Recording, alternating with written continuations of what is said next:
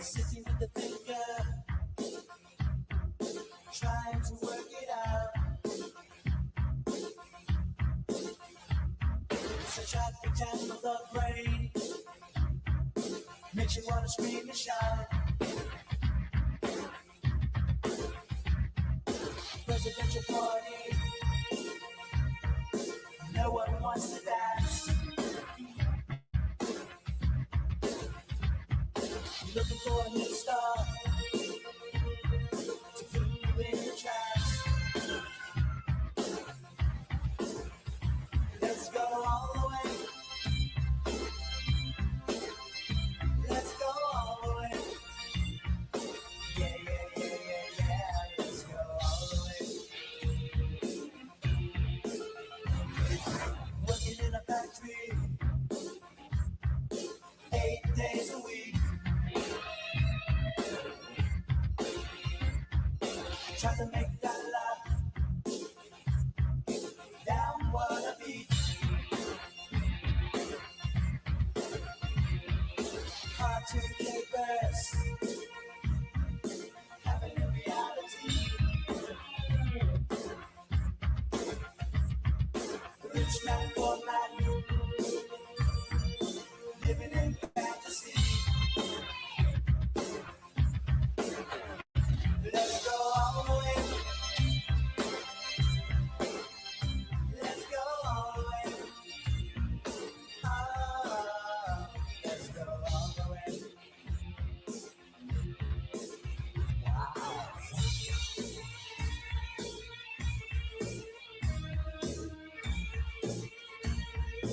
Yeah, yeah, yeah. Living in New York looks like an apple core. Apple core. Asphalt jungle. Got to be a man of war. California dreamers sinking in the sand. The Hollywood squares are living in Disneyland. Let's go all the way. Let's go all the way. Let's go all the way.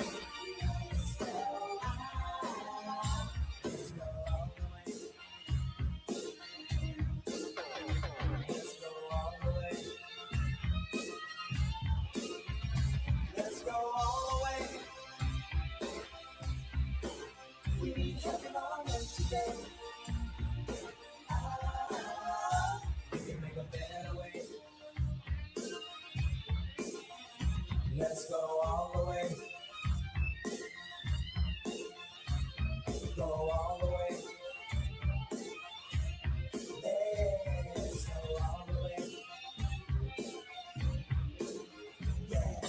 La la la la la la la la la la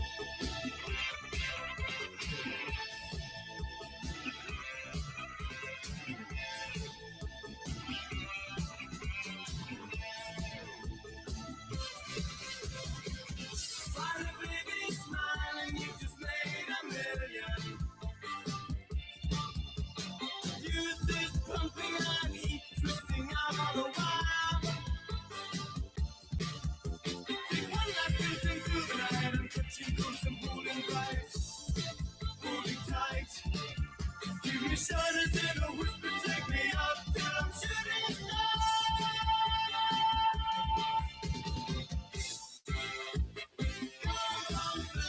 She's moving to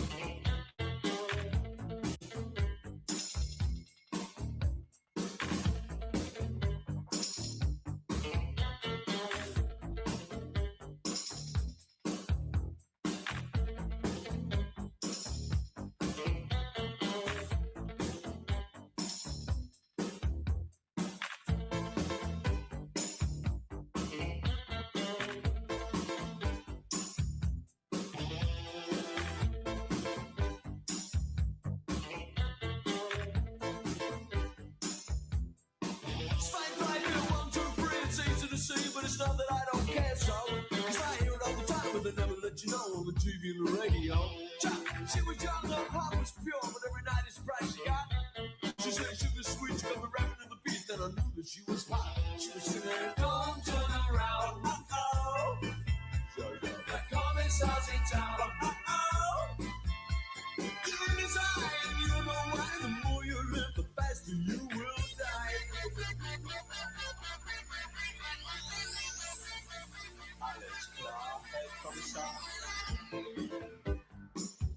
Where they, I saw a clip.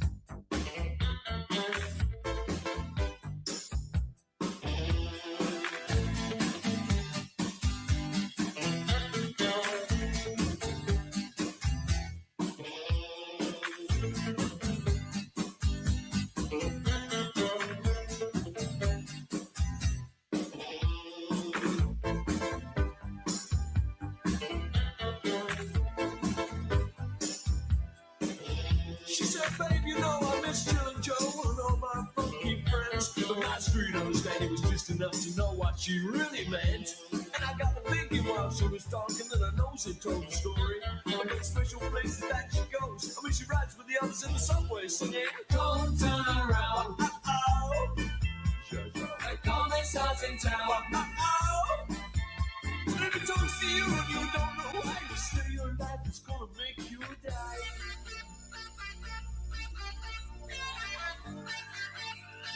Alles klar, Herr Kommissar. Cha, cha, cha, cha, cha, cha. Cha, cha, cha, cha, cha, cha. Cha, cha, cha, cha, cha, cha. Cha, cha, cha, cha. When we meet Jill and Joe, brother him and the whole cool gang and all. They're rapping here, they're rapping there, but she's climbing on the wall. It's a clear case, said Commissar, cause all the children know. They were sliding down into the valley, they were slipping on the same snow. Hear the children, don't turn around, uh-oh. Call themselves in town, uh-oh.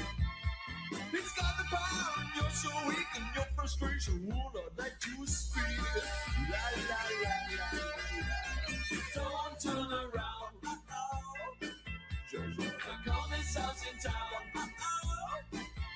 And if it talks to you, then you know why. The more you live, the faster you will die.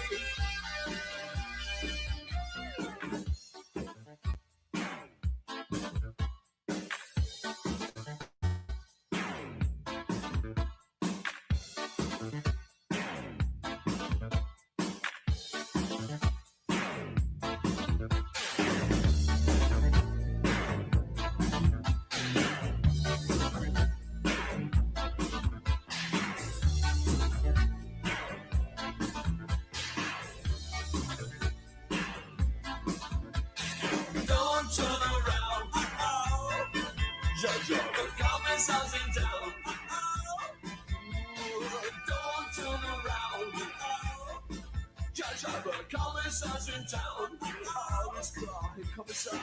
Don't turn around. Shabba, commissar's in town. Don't turn around. Shabba, commissar's in town. Don't turn around. Shabba, commissar's in town. Don't turn around.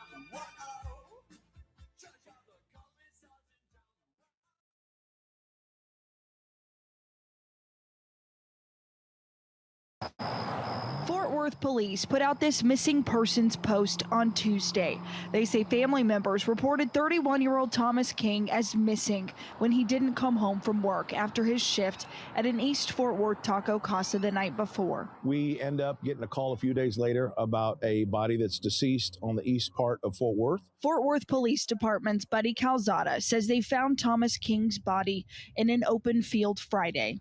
And by then, they had leads on a suspect. Fort Worth investigators tracked the victim's car to this Quality Inn in Arlington. Police say surveillance video shows the suspect drive up and park it. Police identified that man as 34-year-old Gregory Lewis, a man who worked with the victim at that East Fort Worth Taco Casa. The manager confirmed both men had been employed there. He was actually arrested on an unrelated charge. When we started talking to him about the actual case involving this murder, he confessed to it. He told police he shot King and stole his car. Employees at Taco Casa say they are shocked. The way this unfolded is very sad and very tragic. It's hardest for the family. Calzada says homicide detectives are working to uncover exactly what led up. Thomas King was the oldest of four. He was the most sweetest person. But sister Mary Jo Madrano says fatherhood was his favorite stage of life. She says King had two boys with his high school sweetheart. They've been asking for their father. I just don't think they understand the concept yet. We told them that he's in heaven. Something she's still trying to process too. Madrano says she got a call last week that her brother was missing, that he never came home from his shift at a Fort Worth Taco Casa. We automatically knew that's not Thomas. He was discovered dead just 4 days later. Sibling April King. We want to know why they did this to him. They are slowly getting answers that lead them back to the Taco Casa their brother worked at. Police arrested his co-worker, 34-year-old Gregory Lewis, after they tracked King's car to Lewis's Arlington motel room. According to documents, Lewis told police he got a ride with King after work on Monday. They drove here to this business complex in East Fort Worth. We don't know why, but detectives say they found King's body in the wooded area right behind me. Police say Lewis confessed, but Madrano believes there's more to the story. She says her brother kept to himself. He had a speech and hearing impairment. She says he may have been bullied for it. They felt like he was an easy target. Taco Casa's corporate office says it's unaware of any prior incidents involving the victim and suspect, but that they are cooperating with law enforcement. He was just making an honest dollar and for this to happen to an innocent person who was supposed to go home to see his kids. She says they want justice for King's two children who will now grow up without their father. It just shows that the world is evil. New tonight, the search for a missing man. This is in Fort Worth. It has ended with the arrest of a co-worker. Police say 34-year-old Gregory Lewis, here on your left, admitted to fatally shooting Thomas King. That's the victim there on the right, apparently stealing that man's car. King was reported missing on Monday after not returning home after a shift at the restaurant Taco Casa. That's in East Fort Worth. The two men worked together there. His body was later found in the field, and Lewis was taken into custody driving that stolen vehicle. We are told he will now be charged with capital murder.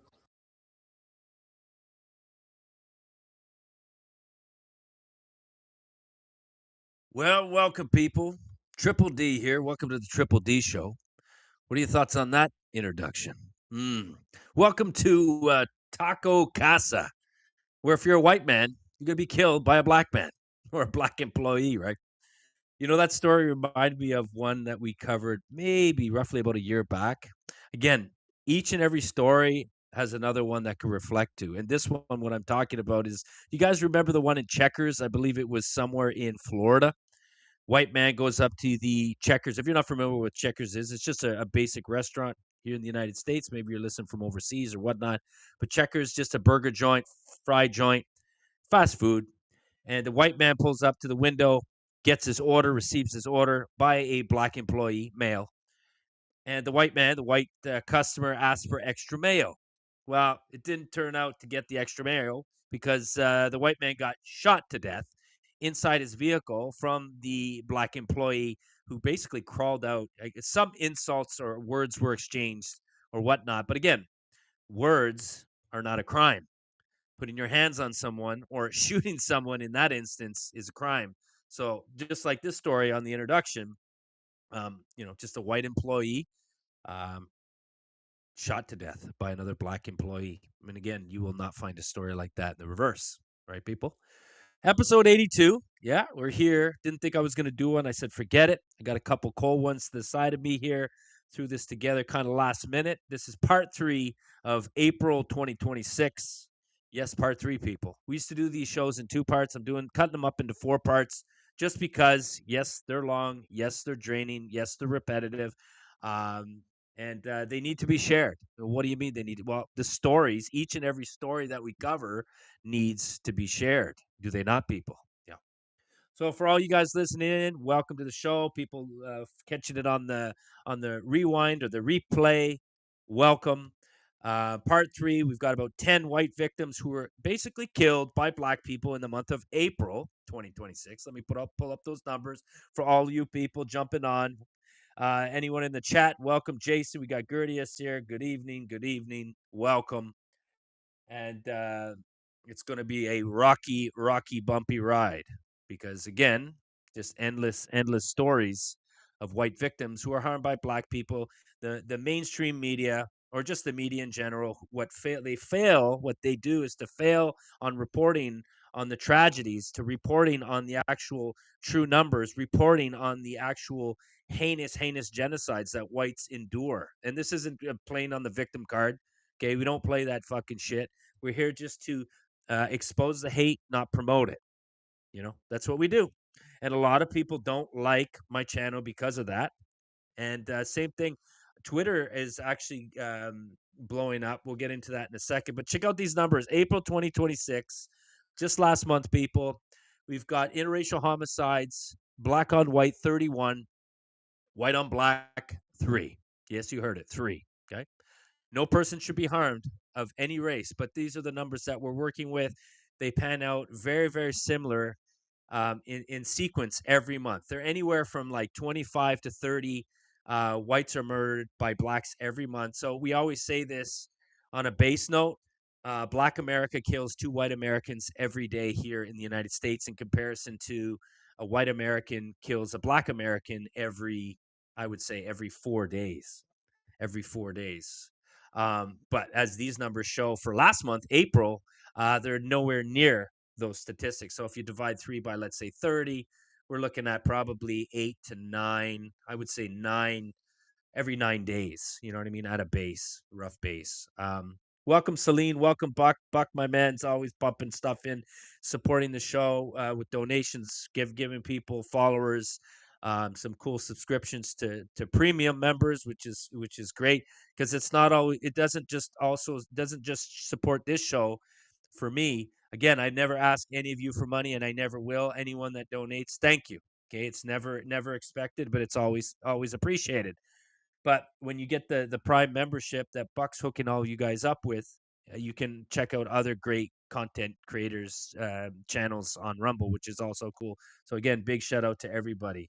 Big shout out to Buckwheat for doing his part, and the rest of you sharing stories, commenting, just being involved some way or another, being involved. You know what I mean? But going back to X, Twitter, just hit over the 4,000 mark. I started to do a couple new, I would say kind of like panning out on some white victims of black crime. I'm just dissecting the crap out of a lot of the content that I have, people. I'm sitting on thousands upon thousands. I'm just trying to get the material out there just to make people aware, show where the real problems are coming from, show the ignorant people out there that, you know what, it's not white people that are the fucking problem. It's black people. And I do it without hate. I do it without racism. I do it without any prejudice or whatnot. And they hate it. They can't stand it. They can't stand it. They report me for spam. They call me names. They send death threats. It's you know how bad it is when you're getting traction like that. You know what I mean? But it's wild. It's absolutely wild. So again, episode 82, a lot to cover on this one. As always, we've got our 10 white victims due to black crime, our in-betweeners, and then we're going to head over to Twitter and just check out some lovely clips. So I hope you all had a lovely long weekend. Some of you maybe have worked. Power to you. Others who didn't, hope you enjoyed it either way. I had the nice long weekend off with myself, my family, my loved ones. We relaxed by the pool, had some nice Florida weather, had some barbecue. Again, just some nice, basic, simple downtime, the way it should be. I think many of us, most of us, we don't take care of ourselves enough, no matter what we do, whether you're a workout buff or you just a couch potato, either or. I think a lot of us forget that we need that simple basic downtime, that just to unload and to unwind, you know what I mean? So, but I enjoyed my weekend. Hope you guys enjoyed yours. But what was Memorial weekend? If you've been on social media, a lot of people, and more specifically politicians, they failed to basically announce or denounce, basically not even, speak poorly on it. But there wasn't really any remembrance towards Memorial Day, right? Any remembrance to Memorial Day.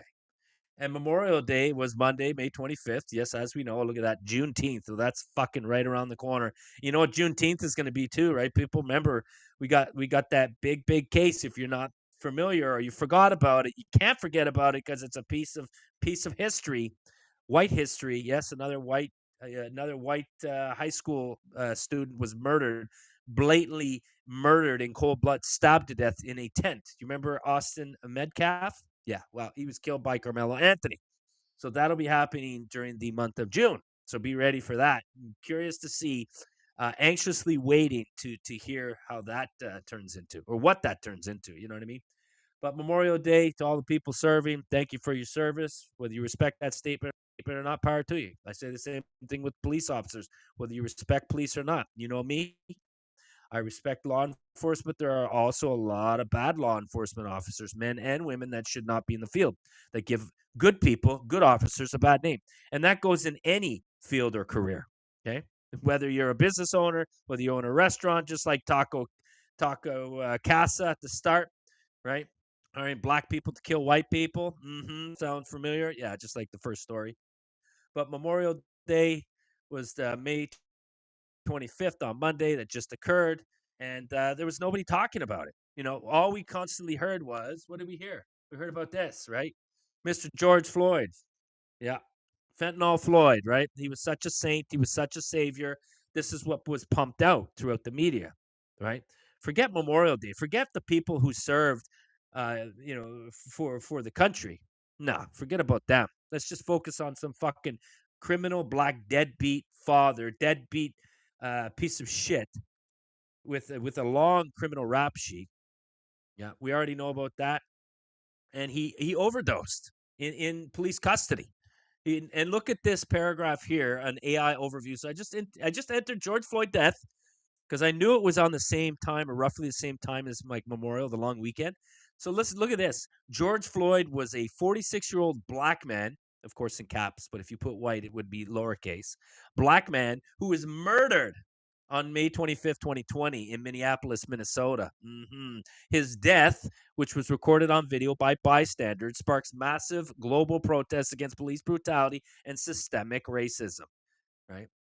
I did a cool video, when I first started doing these shows and just basic commentary. I think I called it 4 Men, 4 Stories. The quality is crap. My commentary is obviously not that good. That's not what I'm known for, people. But what up there? Officer John is in the room. Welcome to the show. Welcome to the show. But I did an old clip. It was probably 3 years back, called 4 Men, 4 Stories. And it included George Floyd and Tony Timpa. And if you're not familiar with that, go ahead on my BitChute. I'm not sure if it's on Rumble, but we dissected it piece by piece, police encounter by police encounter in custody or not. and just give like a brief overview of my input without, an unbiased opinion. Okay, we got to look at it at all standpoints. So a non-biased, you know what I mean? We have to be non-biased, sitting back and trying to just look at it as like what's the first time, you know what I mean? But yeah, it's crazy. It's called Four Men, Four Stories, but they never mentioned Tony Timpa, who died in the hands of police custody. They basically let him die while he was overdosing, and they didn't give any medical aid. They didn't call first responders to come to the scene. And I believe, again, this is an older story. Tony Timpa, he was basically dead and they were laughing at him. They thought he was snoring. They thought he was basically like out cold, but he couldn't breathe. He could not breathe. He could not breathe, man. You know what I mean? But what else is new, right? What I'm trying to say is, it's like, welcome to the new age America. You've got a memorial. All our holidays are being erased, ignored, not celebrated. Why? Because we keep infiltrating our government with non-whites, more non-whites who hate us. Again, we are not the same as them. They don't like us for various reasons. I think it's more towards envious. They're envious people. They can't be like us. They'll never be like us. So they just constantly finger point and blame us for their own fucking lack of failures. But that's the new America that we're living in, staring in. You know what I mean? But let's go over. I just want to show you a couple quick clips over on X before we get the show started. Arthur and Buster discuss George Floyd and systemic racism. So they're putting this crap. I don't know if you guys saw this, but they're putting this crap into Tony Timpa. Yeah, Jason, Tony Timpa. Welcome, Zazie. Welcome to the show. Yeah, Zazie knows all about it. Yeah, they mocked him as he died and then gave him sedatives. Yeah. It's crazy. But check this out, Arthur and Buster. So what they're doing is this is what I'm saying, people. Be very cautious. Be very not only cautious, but be very concerned what the schools are teaching your children. Okay, I'm on my fucking kids' asses all the time, myself and my wife all the time. For small things like this, they'll teach our kids about Martin Luther King and Black History Month and Juneteenth and slavery and all these other fucking bullshit Marxist, commie, socialist bullshit into the schools, but they'll never really tell you the truth, right? They try and erase our history and replace our history, and this is exactly what it is. So remember what Google stated: George Floyd was a black man who was murdered. You remember that? Well, yeah. No, he died because he overdosed, but they won't tell you that, right? The autopsy, numerous autopsies. I think there was a couple, that stated that he had a more than lethal amount of various drugs in his system, more specifically fentanyl, that fucking killed him. It would have killed 3 horses, for fuck's sakes. But here, check this out. Did you see that video? Yeah, I just watched it. It was awful. I can't believe someone would be hurt like that just because they're black. Racism is so unfair. No one should ever judge someone by the color of their skin. But how could it happen here, in Elwood City, right outside the Sugar Bowl? Buster, it happens everywhere. I was talking to Mrs. McGrady the other day. She said there's a really long history of black people not being treated fairly in this country. It has to stop. We have to do something. Yeah! Why does this keep happening, Mrs. McGrady? Well, racism is like a disease. If you don't treat it, it's just going to get worse. Wait, if racism is a disease, can I get it? Buster, don't worry. This isn't about you. Actually, it is. It's about all of us. It's not enough to just say, I'm not racist. It's not my problem. We have to actively fight against racism. Absolutely disgusting. Absolutely disgusting. I just saw the comment from Jack in the Barbershop and Officer John. Well, welcome to both of you. I did not know that Jackie Boy was on the show. What's up there, Jack? I have not spoken to you in a while. Continue the great work. And people, if you have not, check out my guys over there, Jack in the Barbershop and Officer John from the Denial, Deceit, Delusion show. If you're not familiar with them, very, very good friends of mine. They do fantastic work, basically. And I'll say it over and over again like a broken record. They are holding the torch, keeping the legacy of Mr. Colin Flaherty, rest in peace, show and channel alive. So they do fantastic commentary. Officer John, ex-law enforcement, retired law enforcement, dissects the crap out of a lot of things, highly intellectual, good friend of mine also. And when you pair up Jack and Officer John together on their shows, I think they're over. I think they're past 200 episodes. They're humorous. Actually, they're hilarious. They've got great content. They cover a lot of the black bullshit. So check them out if you have not done so. Okay. But yeah, so disgusting, right? So again, parents out there, just people in general, this is the garbage that's being force fed into media, And again, remember they stated that racism is wrong, but it's only steered into one direction, though, right? And they're trying to say like Buster the Bunny here as being the white guy and Arthur is the black guy. And they saw the video and it was disturbing. It was awful. Sure, you can, when you first see it, you might think it is, or it was in past tense. But it's like, you know what? Yeah, this is just another victimhood cry out. They're trying to point the finger in Whitey's face, trying to really deny the real root cause. You know what the root cause is? Comply with officers, which he failed to do. Don't commit crime, which he was a fucking career criminal, long list career criminal. And he took drugs. He swallowed drugs. Yes, he swallowed drugs, and that's what killed him. Plus his medical history in the past, heart disease. He had COVID and all the fucking rest of the big bang and the pots and pans. You know what I mean? So, but be careful. Let me see if we got one more. Before we get to the show, Charlie Kirk, rest in peace. Also, he said a lot of good things. You might like him, you may not, but I enjoyed him. He made a lot of people uncomfortable. You know what I mean? And this is where it's at. This is why a lot of times I do my shows. Not one because I'm not good at this commentary shit. I do it because it needs to be done. Nobody wants to sit on a fucking show for 4 to 5 hours and just talk about the same thing every week. But we do.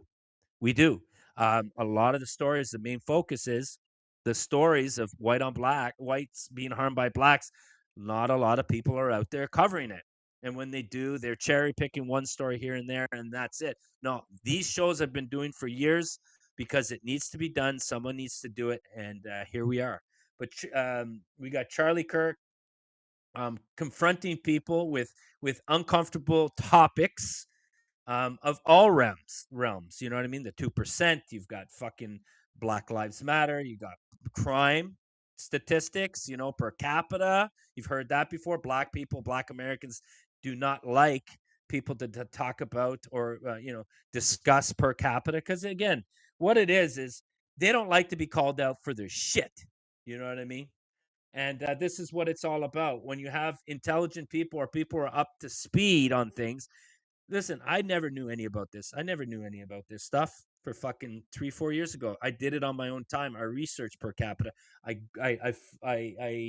looked into the Department of Justice, DOJ, and the FBI crime files, and I dissected them piece by piece, honestly, unbiasedly, and it shocked me. It's the same thing with doing the monthly tracking stats that we do of white victims who are killed by black people. This is part 3 of the show. I got to do part 4 next week, people. And when you start to really look at not only how bad black crime is, but interracial black on white crime is, you'll never, I would say, once you walk through that fucking door, you'll never walk back through it again. And you'll be disgusted, and you will fucking look at black people in a whole different light because, one, they will never, ever admit that they're in the wrong or they're the problem, or a huge part of the problem of this, the problems in America or throughout the world. They're in denial. Just like Colin Farrell said, denial, and Jack and Officer John, the Denial, Deceit, and Delusion show or podcast, right? These are terms that we use, patterns. Blacks are in denial, right? They don't take accountability, responsibility for their behaviors and actions, right? But here's Charlie Kirk. I'll shut the fuck up and we'll continue here. Hold up. I saw a clip somewhere that you were trying to get the officer who murdered George Floyd pardon, and I just want to know what your reasoning was about that. Well, before he talks, free Derek Chauvin. George Floyd didn't die because of the police officer. He died largely because of a drug overdose. But he had his knee on his neck. We all saw the video. But the knee on the neck is actually an approved police technique that police departments taught Derek Chauvin to use. Do you know that George Floyd was saying, "I couldn't breathe," well before that restraining technique? And so why'd they use the technique if he already couldn't breathe? Well, because he was actually resisting arrest, and they had to restrain him. And they restrained him in a way that they were taught to do, which is the knee on the neck technique. Okay, so when does the technique end? Like when they die? Like he said, he couldn't. No, I mean the technique ends when the individual stops resisting arrest. His cause of death was not asphyxiation; it was drug overdose. He had that was a part of it. Like he also had a heart disease. So again, asphyxiation, if you're not familiar with that, you can't breathe. Right? You can't breathe. Heart thing, and he was on drugs, but he wouldn't have just died if he was standing there. They had his well, actually, there's an argument to be made. According to the medical examiner, he was drug overdosing in real time. That it wasn't because of the police officer Derek Chauvin that put his knee on the neck. And again, they were taught to do that. According to the Hennepin County Police Department, they teach that as an approved restraint technique. And by the way, this is just a broader point. Our whole country blew up because of this incident, and it was largely based on a lie. Largely based on a lie. We were all. What was the lie? You're absolutely right, Jack. And Officer John, you can't kill someone by kneeling on one side of the neck, right? It's if you think about it, I'm 200 pounds, and we've talked about it. You know this also, people. Derek Chauvin was not a big guy. I'm not considered a big guy either, but I'm 200 pounds. Derek Chauvin, probably soaking wet, was about $160, people. George Floyd was a big guy. He was 6'6", we'll say, probably about 250, 260. That's a big boy, man. Okay? So it's it is what it is, right? It's you got a 160-pound, male to a 6'6", 250 to 280-pound male. Yeah. Let's do the science here. Let's factor in some science, please. The lie is that there was a white police officer that went after a black person just because he was black, and it just wasn't true. He was resisting arrest. Okay, but he killed him. That doesn't. Well, again, the county medical examiner disagrees. The county medical examiner in the original report. So then why did he get sentenced? Exactly. That's a good no, question. I'm saying, it's because it was largely a show trial where actually they were not allowed to submit what evidence. Trial? A show trial. A show trial is an example where you put people on display or a show for a political purpose or political means.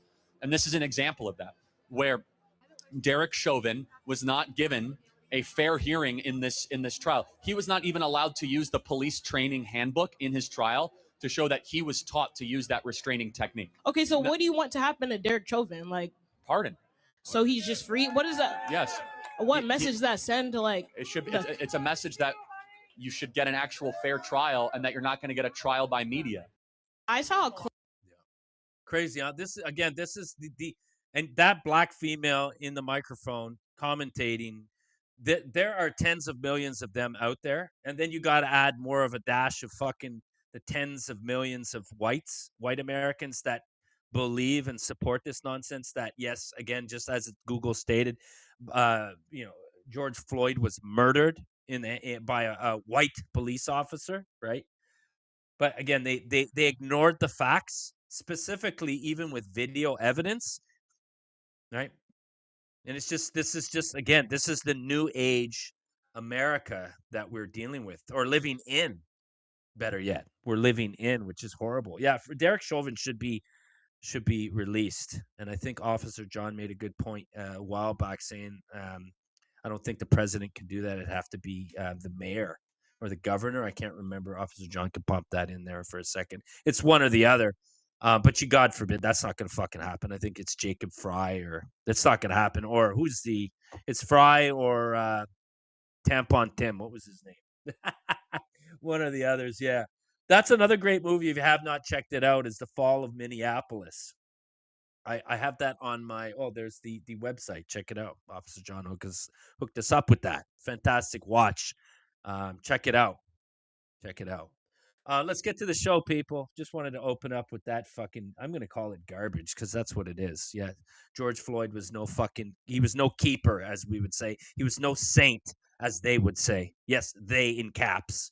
Meaning majority non-whites, basically just another fucking black piece of shit criminal being put on a pedestal, being put in the realm of he was such a good old boy, didn't do nothing but in a negative light, right? But no, career criminal, black piece of shit who did selling drugs, armed robbery on a pregnant Hispanic female, counterfeit money, distributing narcotics, drugs, and this is it. He also did fucking porno, people. If you're not familiar, he did pornography or adult content at a PC level. Adult content. Yeah, he's a real fucking saint. That's greasy shit in my eyes. Greasy shit. You want to do porno? That's greasy stuff, man. Greasy stuff. But Check this one out. In-Betweener, one of my guys, CJ, emailed me this with a few others. I'm just including this one because it's relevant to the show.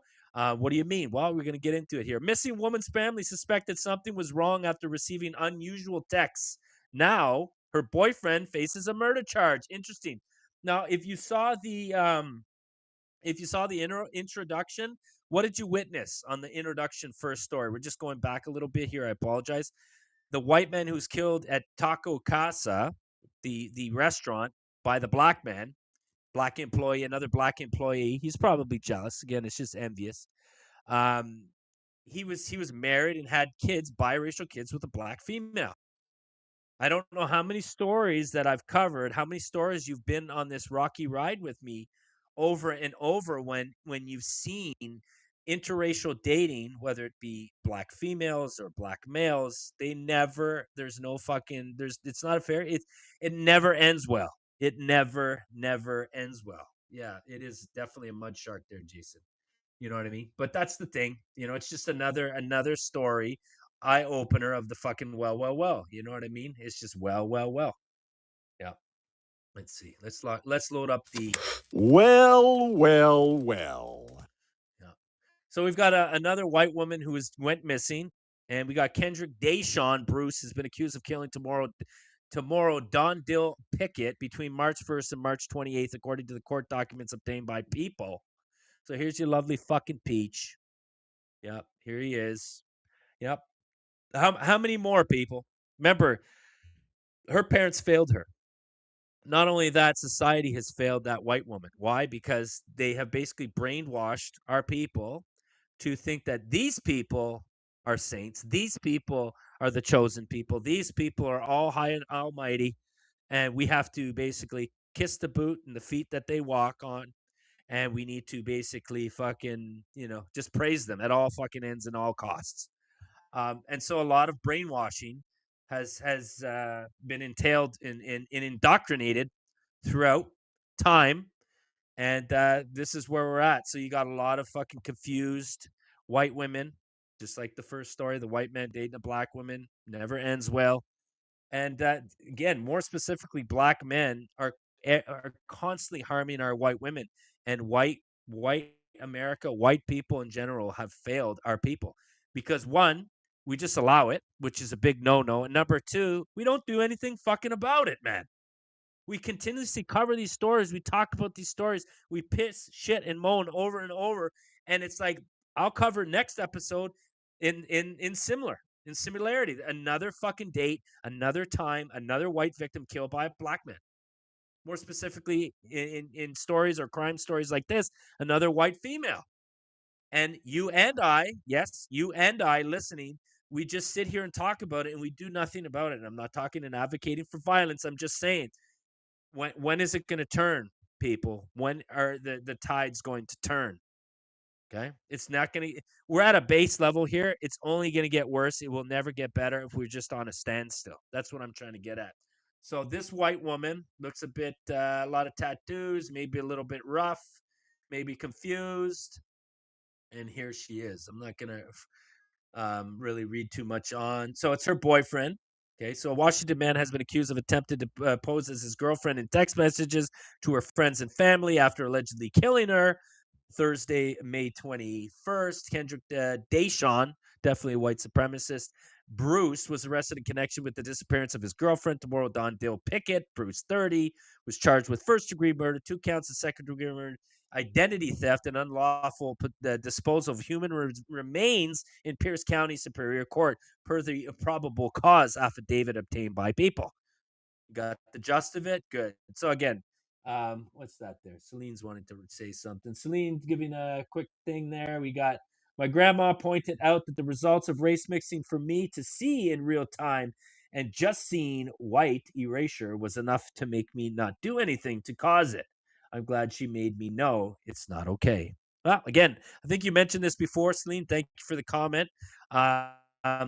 Your grandmother sounds like a very intelligent woman. So bless her. Bless her.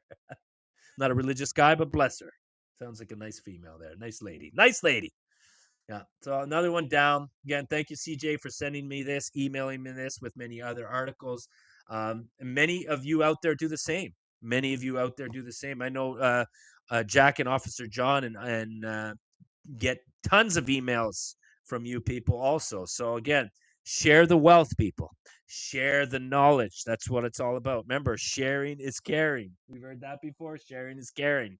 And then you got people like them. You got people like me, maybe people like yourselves that go out and just expose this shit. Expose until they go blue in the fucking face. They can't handle it anymore. They can't deny the fucking facts. Remember, what did Colin used to say?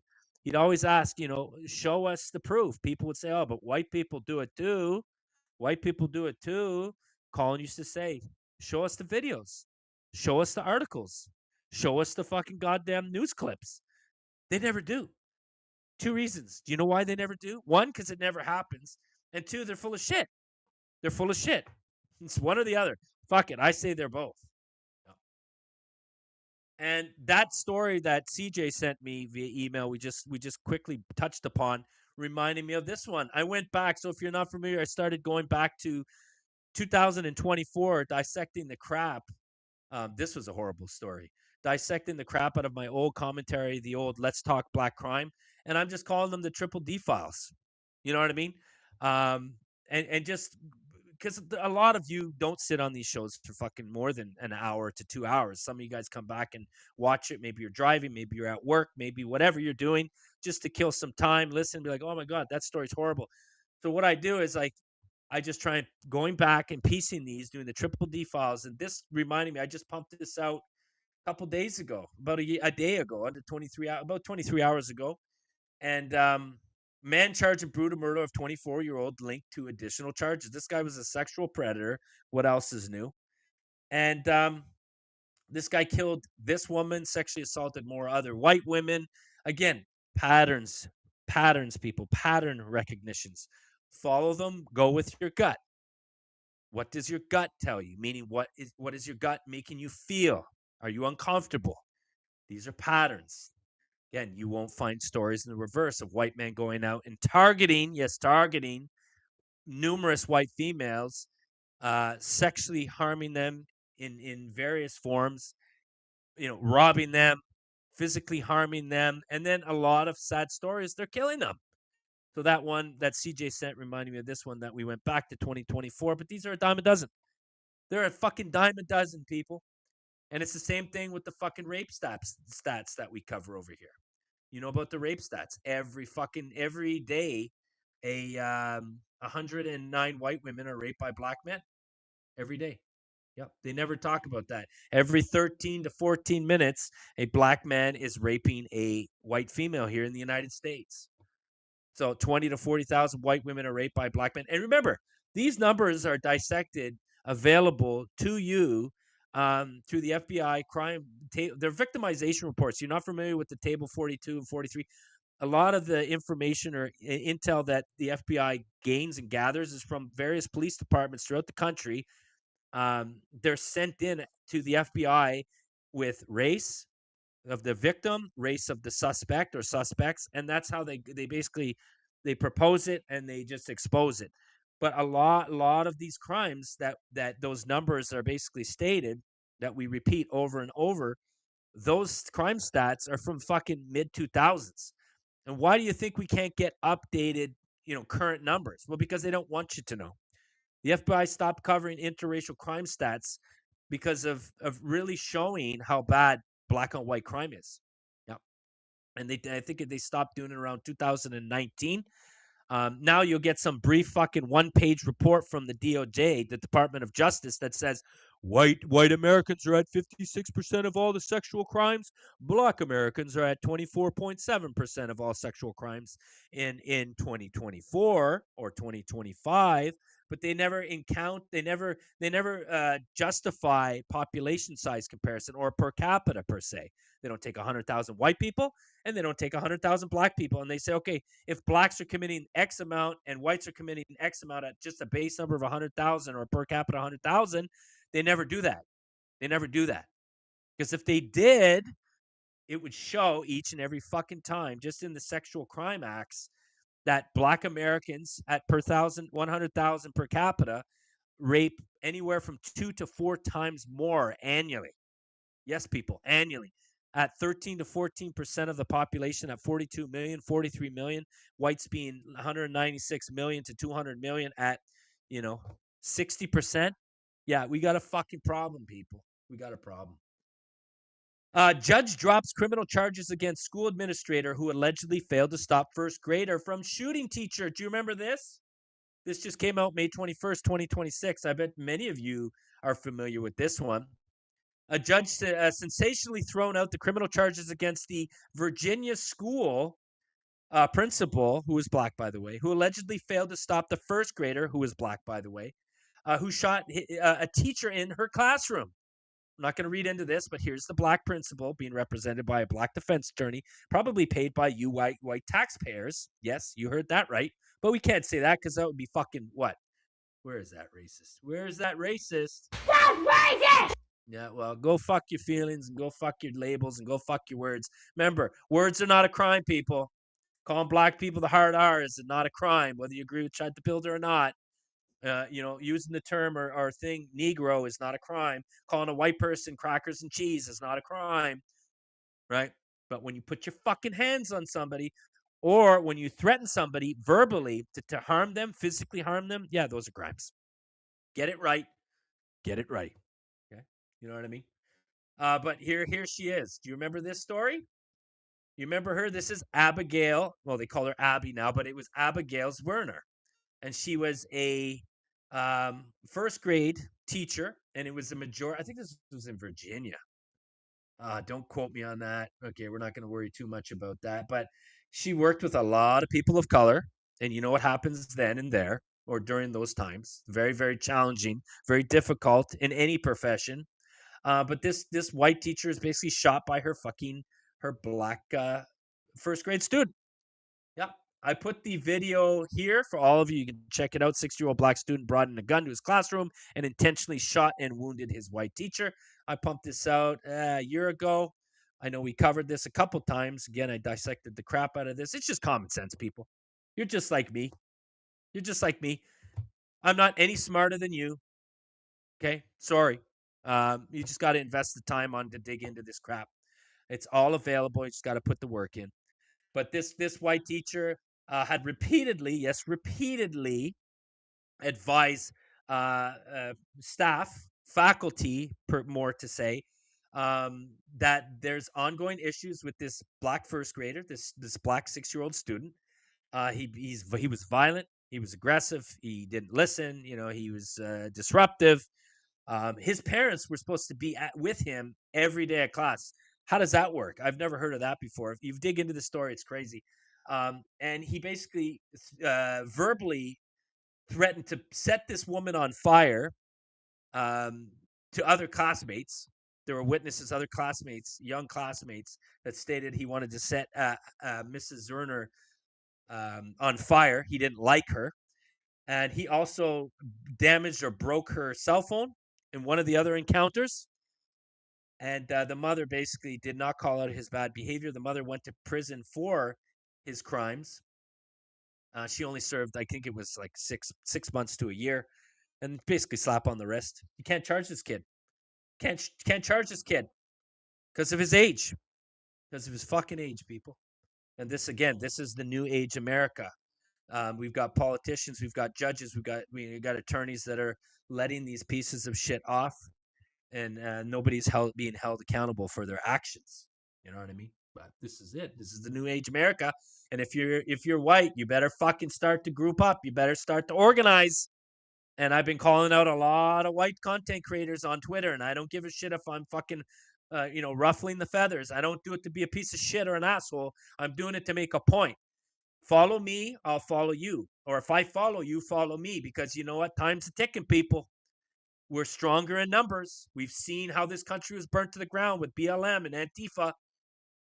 Okay? If whites don't start to organize like Patriot Front, power and respect to those guys, right? They're labeled as bad. They're labeled as wrong, right? Because whites are not allowed to assimilate with other whites. Whites aren't allowed to live amongst other whites. Whites aren't allowed to speak up for other whites, and more specifically, organized with other whites, right? So again, The muzzle is being fucking tightened, people. Muzzle is being tightened. So anyway, principal not charged after being repeatedly being informed of disciplinary actions and issues, ongoing issues in the classroom with this fucking little black peach. Interesting, right? Yep. This one was crazy. I was going to throw it on last week's show, but I didn't get a chance because, again, there's just not enough fucking time to do these. You know what I mean? We've got another fucking there. Video shows a man, black man, firing a shotgun through home's front door before a 19-year-old was fatally shot. We'll check it out. Just this is crazy. The shocking video. A Clover man armed with a weapon seen on video. He's black. Shooting into a home. Police believe this led to the murder of an innocent 19-year-old. Thanks so much for joining us. First at 4, I'm Kim Anderson. And I'm Jamie Bowe. It's so funny because so the victim is black, I believe. You'll never hear, oh, look at there's your diversity again, more black inclusion. You'll never see the news media say innocent white victim who was harmed by a black man or a black female or a black suspect or a black perp, right? But it's okay to say it when it's black on black crime. But it's not okay to say it in the reverse. If it was black harming a white, absolutely not. Family of that 19-year-old now left heartbroken and searching for answers. WBTV South Carolina reporter Rachel Richardson is live in Rock Hill. Yeah, a lot to get through here. Rachel, walk us through what happened. Well, it happened here in Rock Hill over the weekend. 19-year-old Camariah Tidwell was killed in front of her home on Mount Gallant Road. And we do want to warn you that some may find the video that we're about to show you disturbing. The man you see here armed with a weapon is believed to be 34-year-old Sean Hubbard. One shot is fired into the home on Mount Gallant Road. That's a fucking shot. That's looking like a 12 gauge, man. Yeah, that's a long gun, man. No, thank you. Saturday night. No one was hurt. Hubbard reportedly returned that night. When police arrived, they found 19-year-old Camariah Tidwell dead in the front yard of her home. My daughter give you the shirt off her back. She will help you with anything. She didn't judge nobody. She loves her family. She's there for everybody. And didn't ask for nothing in return. My baby was an angel. Again, don't like to make a mockery of the deceased of any race. But would you not like to hear what the father would have to say? MIA. Now Hubbard is charged with murder and possession of a weapon during a violent crime. At 5, hear more from this mother about how she wants her daughter to be remembered and the justice that she wants to see for her. In Rock Hill. Crazy, huh? So again, they're leaving out a lot of key points to this case or this story. We've seen it. Yes, there are fucking random crazy people that come to people's properties or residence or locations, just start fucking unloading and shooting into the home. Yes, we've seen it.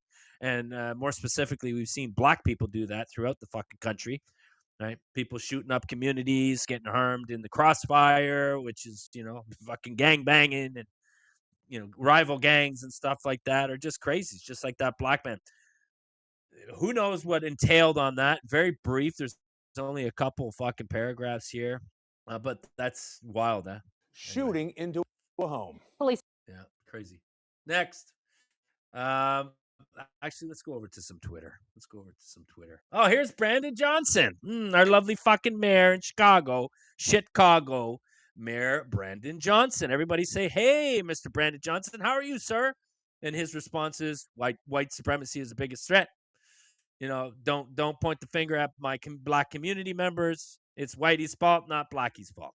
But breaking, Chicago Mayor Johnson says he will fight teen takeover by, quote, holding social media platforms accountable. So now, remember, it's wrong to call out. We said it before. You know it. I know it. We've seen it time and time again. It's wrong for anyone, more specifically white people, to call out the perpetrators committing the heinous crimes. More specifically in this realm is, they say, teen takeover. Well, yeah, it's not fucking mass boats or teens, hundreds, 200, 300, 400, thousands of fucking teens roaming the streets of Chicago. It's not white ones, Mr. Mayor. It's black ones. And we've seen this over and over. That's your lovely weekend every fucking weekend. Check out Hey Jackass. Hey Jackass is another great site of Chicago tracking on the shootings, on crimes, homicides, and it dissects it and categorizes it by race. I think Officer John covered that on his show with Jack over there. Maybe you've seen it yourself. But Hey Jackass is actually, you think of the website name, yeah, it sounds humorous, but it's not, because there's a fucking problem. I could just imagine if we did the most dangerous city in America, Memphis, what those numbers would show. And why is it the most dangerous fucking city in the country? Well, it's because 66% black population. Right? Why are the safest fucking communities in the country white ones? Why are the most dangerous fucking communities in America the black ones? Yeah, okay, Mr. Mayor. Why is Chicago so fucking high in crime ridden? It's because of black people. It's because of black teens that are destroying it. Because of black gangs that are destroying it. And politicians like you, sir, and prior politicians like Beetlejuice, Lori Lightfoot, fucking, you don't do anything about it, but just ignore the problem and just continuously allow this garbage. Let's hear what he has to say about the teen takeovers, right? Remember, now it's wrong to call out blacks committing crimes, right?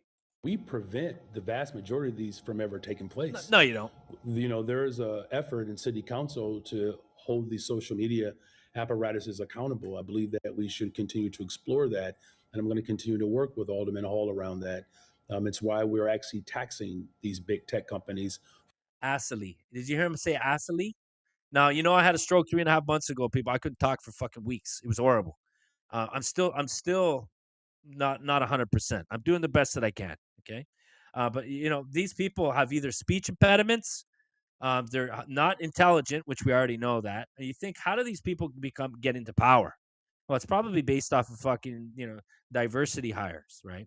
Yeah, it's based off their color of their skin, not because of their qualifications. This is the problem. And when you tell black people or black folk that, we're hiring people based off of not only their merit, but their qualifications, they call you racist. And then they try and fucking sue you. And this is what we get. You know what I mean? This guy's not fucking skilled enough to fucking run a city. It's the same thing with fucking Mayor Madami, the Muslim fucking guy from Africa. He's Middle Eastern, a Muslim. Took over from Eric Adams, who also was a piece of shit, ex-police officer piece of shit, who called out white officers as crackers and shit numerous times. These big tech companies for the role that they have played in harming the mental health and well-being of our young people. We prevent. So remember, it's the social media companies, it's you people, it's me, it's people that call out his people in Chicago, or just more specifically black people. He's not speaking for white people. He's not speaking up for white teens that may be in that crowd, right?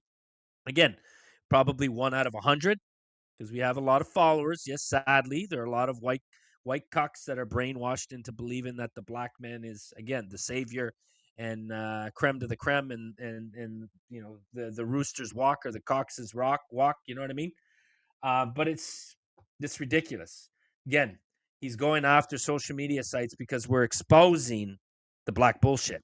And that doesn't paint black America or black Chicagoans, people from black Chicago, in a good light. And then you look at this, End Wokeness, great channel. You used to follow me on one of my fucking accounts, but not anymore. I'm not reaching out at this time. But this is who is advising Mayor Johnson not to implement a teen curfew. Not joking. So you want to talk about intellect? You want to talk about grammar? You want to talk about, the new America? But this is your new America. You turn on the TV, you have this in your face all the time. These are the fucking people that are running the cities. These are the people that are enforcing laws. These are the people that are fucking telling you that you're in the wrong. Not them. That you and your people are the wrong. I just really feel like we should focus more on giving them things to do in the summertime and stuff like that to keep them busy, to where they don't have to feel like they got to plan teen takeovers to have fun. Rest in peace, Colin Flaherty. He made us all aware with midnight basketball. You remember the good old midnight basketball? Mm-hmm. Well, they did that. Didn't work out too well for them. They also implemented fucking after-school programs, the YMCAs and various programs throughout. That didn't work also. They threw money into the schools and communities. Yeah. That didn't work out also. Any questions being I would say I really don't know much about curfews because I wasn't one of those teens who would be outside for real. Like, I wasn't raised for that. But one thing I would say is that I wouldn't think that it would, because some people home, we trying to escape home.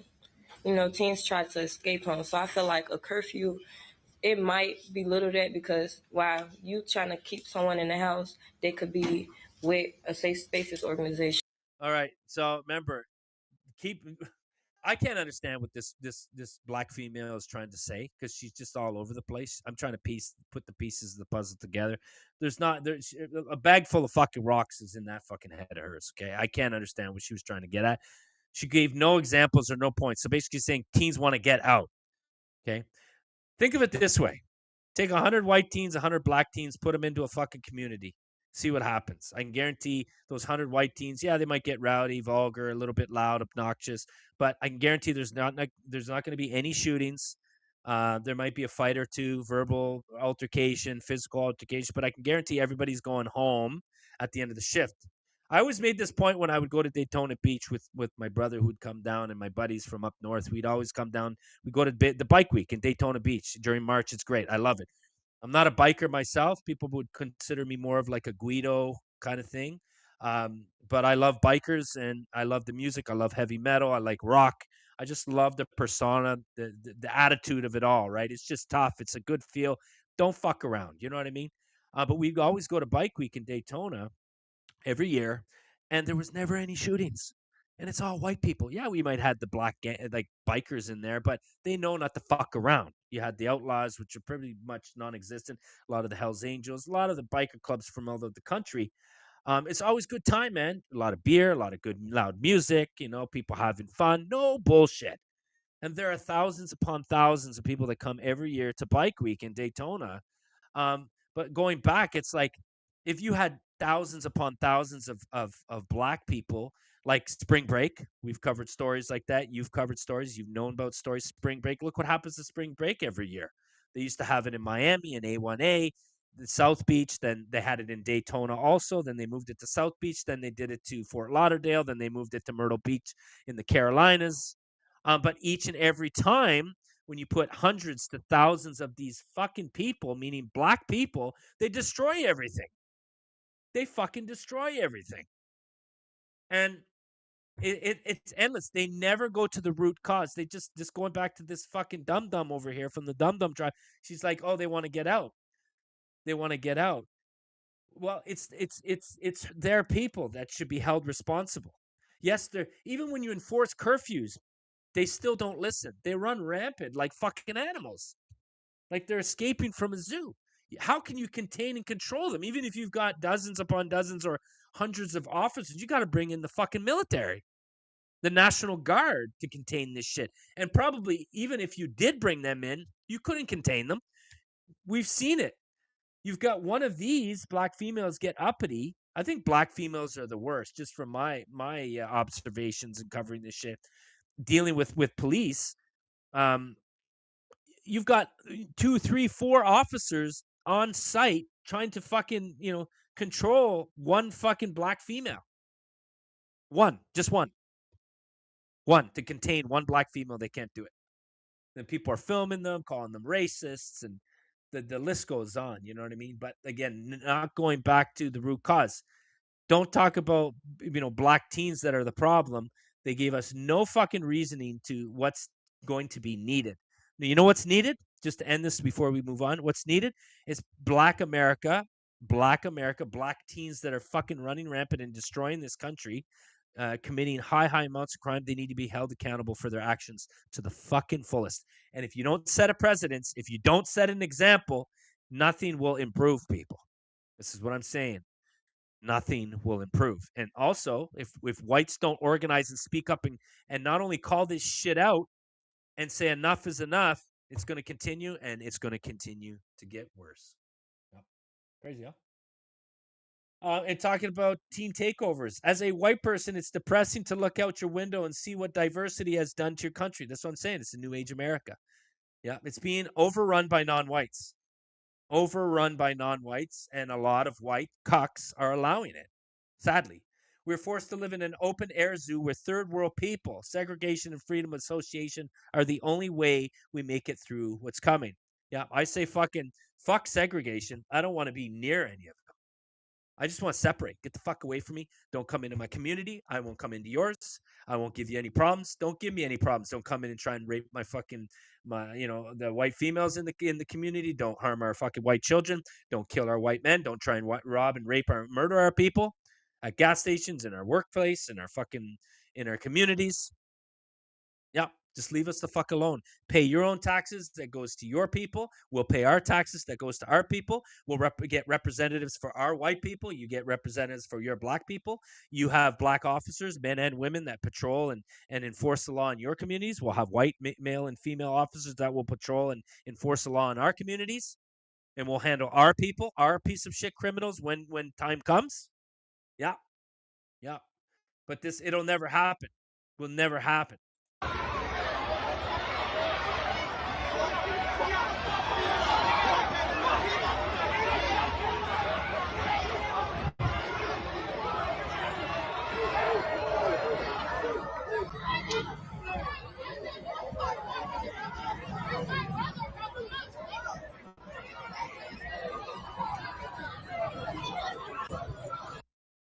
And this is the thing. Did you see, and I always say it as a joke, like, Where's Waldo? You remember the old Where's Waldo books? When I was growing up as a kid in the 90s, I used to love those.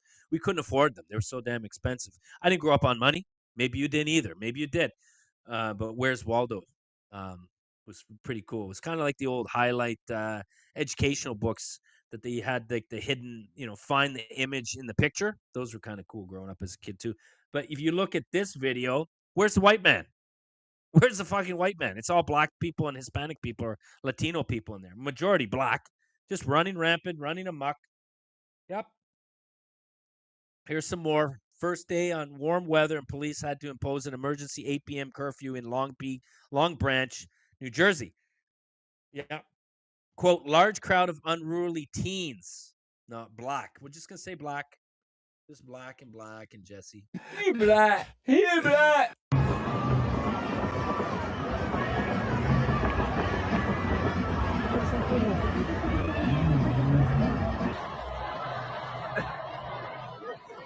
Oh, they're on that guy's car. So what would happen if you were in that vehicle and you drove off with all those people? How intimidating would that be? I would probably be very, very uncomfortable. I'm just being honest with you people. Your vehicle is swarmed. You can't go anywhere. You got people. You're probably afraid to be. Most people are like, oh, they're labeled to be as a racist if they fucking hit one of these pieces of shits. Like, where are their fucking parents? That's my question. Well, we already know where their parents, singular, are. Probably one's in jail or MIA, meaning the father, and the black mother is probably just as bad or probably out with their kids doing this shit.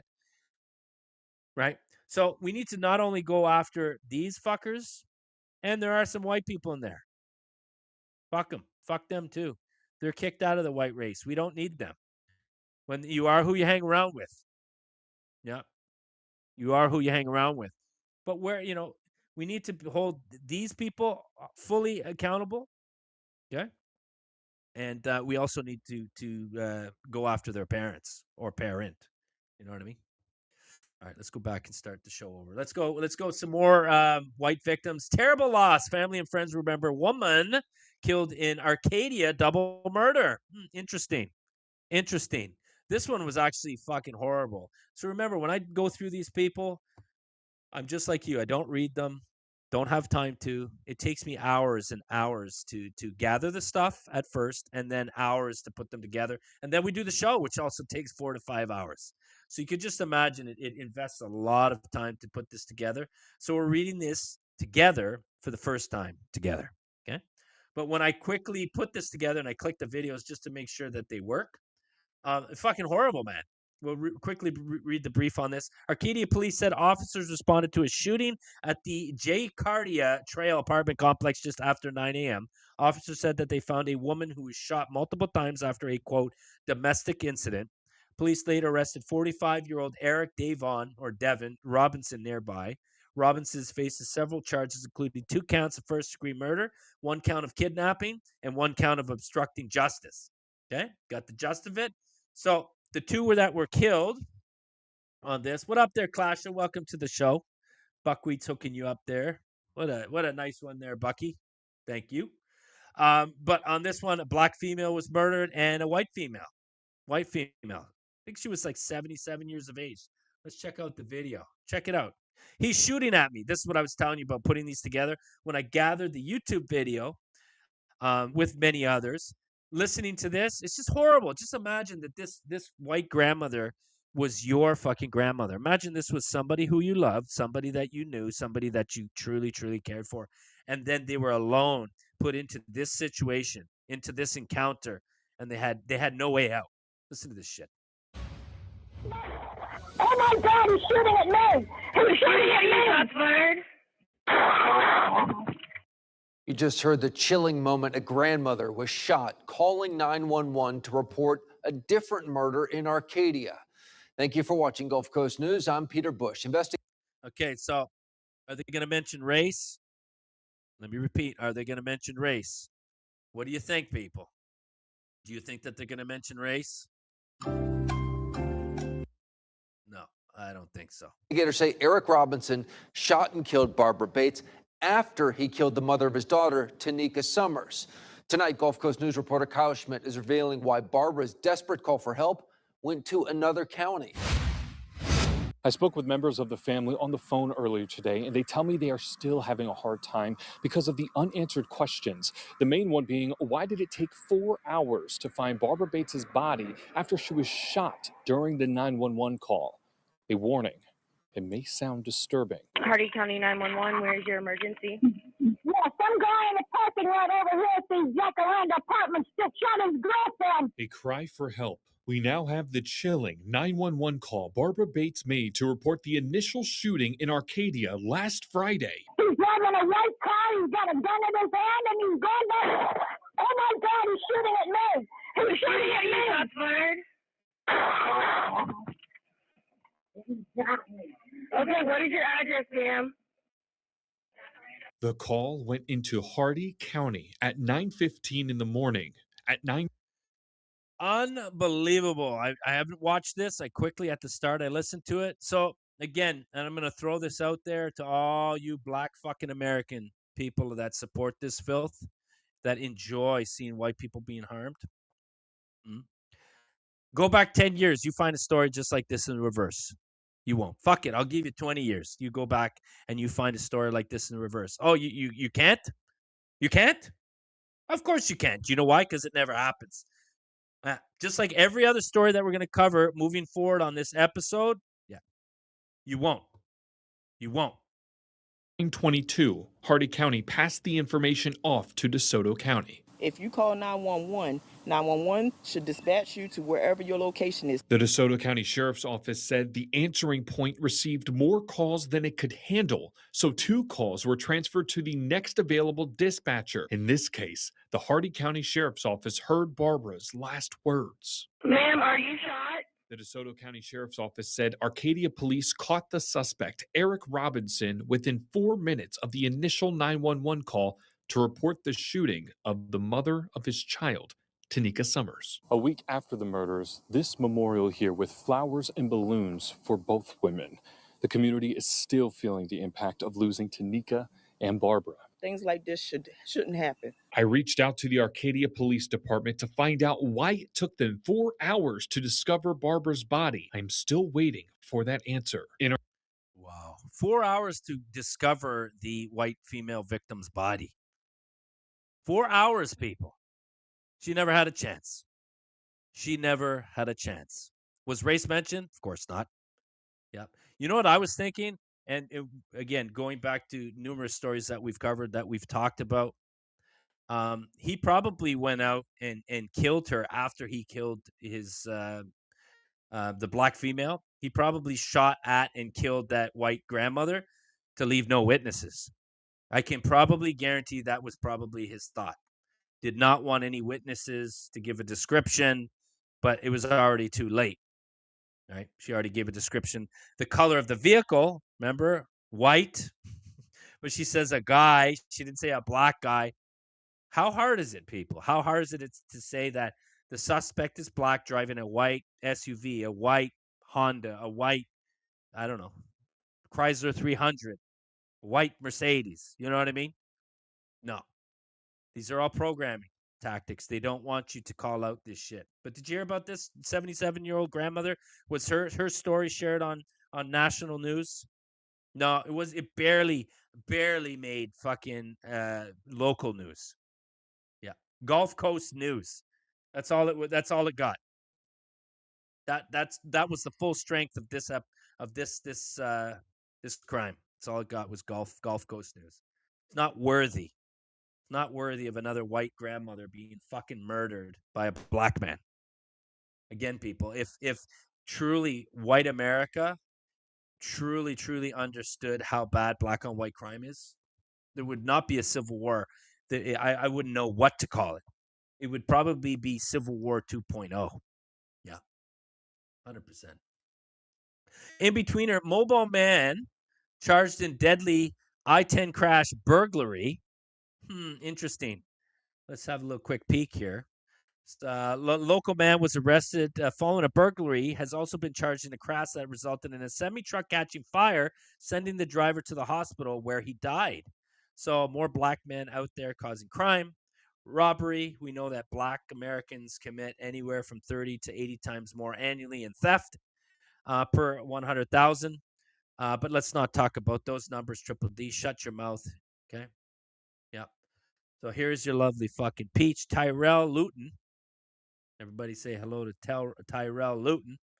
Yeah. And I'm on Tennessee Street, right below I-10, and as you can see behind me, crews are still working to clean up the wreckage from this crash. There's multiple tow trucks out here that have been taking out burned cars that this truck was carrying. And up there on this bridge behind me, you can see where that truck hit the concrete wall and went over the side. Let's show more of that new video this viewer shared with us. This happened around 1:30 this morning. Mobile police say the truck collided with another vehicle on the interstate, sending the truck over the bridge along with several of the vehicles it was hauling. Police say the truck driver is in critical condition. He's being treated for severe burns at the hospital. You can see how much of that concrete wall now needs repairs. Crews have placed a row of orange barrels next to the damaged section. This is still an active investigation. Live in Mobile, Kate Sherman, W. Yeah. So May 1st, 2026, this was updated. Again, here's your lovely peach. Yeah, here he is. And of course, they don't give a detailed information on the victim. Not a lot here. Here's on Instagram. Here he is, an Armenian fellow, I believe, Armin. His name was Armin, and he was the gentleman who died in the crash. So again, on the interstate, I think we covered the last fucking episode. There was a semi truck driver, black. I think he was either from Senegal or Nigeria, some African country. Don't quote me on that, but we'll just say he was black. And he basically plowed into a family of three, killing them all. That was the introduction of the last episode we did. You remember that one? Yep. That's what it is. And here he is there. Here he is there. Mr. Armin. This one just came out. 19-year-old woman killed inside apartment. Yep, she's white. Check it out. Cayuga Heights police say a 19-year-old Ithaca woman was killed inside of a Cayuga Heights apartment Saturday afternoon. News Channel 9's Victoria Kellogg hears from her father, who shares the final phone call he had with his daughter before her death. What started as an online connection ended in a tragedy here at Pine Hill Apartments. Police say 19-year-old Brianne Keene was here in Building 2 when she was murdered at 2 o'clock Saturday afternoon. But she said she was doing okay and she was hanging out with a friend. And the call only lasted like 41 seconds, but that was the last time I spoke to Brianne. Her father, Matthew Keene, says this came around 1:20 Saturday afternoon. Like, look at that picture, people. She looks innocent. She looks like she couldn't hurt a fucking fly, man. Does she not? Well, yeah, you know what I mean? It's just a normal, average-looking white female, right? Simple, happy. Yeah. What could happen or go wrong, people? What could happen and go wrong? Later that night, he says Ithaca police arrived at his door. As soon as they said, we have to talk to you about Brianne, I knew it wasn't good. And then they started to say, we regret to inform you, and I just dropped to my knees and I couldn't. It was very hard. Cayuga Heights Police Department arresting 20-year-old Ithaca man Damian Stewart at the Damian Stewart. Damian. What do you think, people? What do you think? White? Black? Well, we'll get into it in here in just a sec. scene, where Keene says both police and a friend of Brianne stated that the two dated briefly. Somehow this interracial dating? Interesting. Where are you, father? You weren't involved to make her steer away. Yeah. So how this white woman again dating a black man? How do you take this woman going to date a black man? Now she's dead. Remember, every fucking episode, I don't care if there's 1 part, 2 part, 3 part, 4 parts, every episode that we do, people, we cover anywhere from 3 to 5 white female victims who have been fucking killed by their black counterpart. Whether it be their ex-boyfriend, their boyfriend, their husband, or an acquaintance or a friend. Every episode, people. There's probably 4 or 5 on this one. Damian Stewart had taken some photos of my daughter and was using them to blackmail her and to continue a relationship when Brianne just wanted out. Her father describing Brianne as a free-spirited 19-year-old girl who loved animals, heading to Tompkins Community College this fall with plans of transferring to a K-9 program at Coble School. Police say the investigation is ongoing and that the suspect is being held at Tompkins County Jail on a second-degree murder charge. Did you hear about her story? No, only on Local 9 ABC you probably did. And that's it. Just like the last one. Yep, the 77-year-old white grandmother who was basically fucking shot and killed by a black man. Yeah. Another one. And here's the lovely Black Peach. Here he is. And you heard what the father stated, right? This black piece of shit, yes, black piece of shit, was blackmailing this white female because he had, nude photos or explicit, we'll say, explicit photos of his daughter, and he was using them as bait. Yes, as bait and blackmail, because she wanted nothing to do with him anymore. And this is what we've seen time and time again, over and over. Again, I don't know how many fucking stories I've seen. Just another black man who doesn't get what they want. It's just another fucking temper tantrum. I don't care what age they are. That's what black people do. They put up a fuss and they fight. And a lot of times, white people are in the mix that are living and involved in the melting pot, and they're murdered for it. They're murdered for it. And here he is, Damian Stewart. Yeah, well, he should rot in hell. He should rot in hell, and I hope he gets everything given to him in the prison system, and worse, and fucking worse. But again, the father failed this white female. He should have been involved in her life more prior, making her aware it's not appropriate to date people like this. Okay, there's no good that's going to come out of it, people. There's not ever a happy ending. Prove me wrong, and I'll prove. I always say, prove me wrong. You don't have to agree with my message, but prove me wrong. And when you try and prove me wrong, say, well, that's racist. Why are you being biased and, discriminatory towards black people just dating interracially? Well, you know what? I have my reasons. And then when you try and give your reason, I'll throw back in your face with probably not a dozen stories just like this. Hundreds. Yes, hundreds of stories just like this. But they're not all like that, Triple D. Oh, you know? You want to talk about all the fucking black on white murders that occur daily, monthly, annually? Nah. Like I said, segregation, sure, right? I think separation is the only fucking true, focus that we need. And I say segregation now, segregation tomorrow, and segregation forever. So we've got Monster. Bo mercilessly stabbed L.I. mom or Lee mom, or Long Island mom, I believe that's probably what it is, of 3 in front of witnesses before leaving her to die. May 17th, 2026. Here it is again. A Monster ex-con on parole fatally knifed a mom of 3 at a Long Island gas station as stunned bystanders watched in horror. Michael McHenry, 40, who had just been freed from prison in March, stabbed his 30. Here we go. Back to back, and I didn't even fucking putting these together.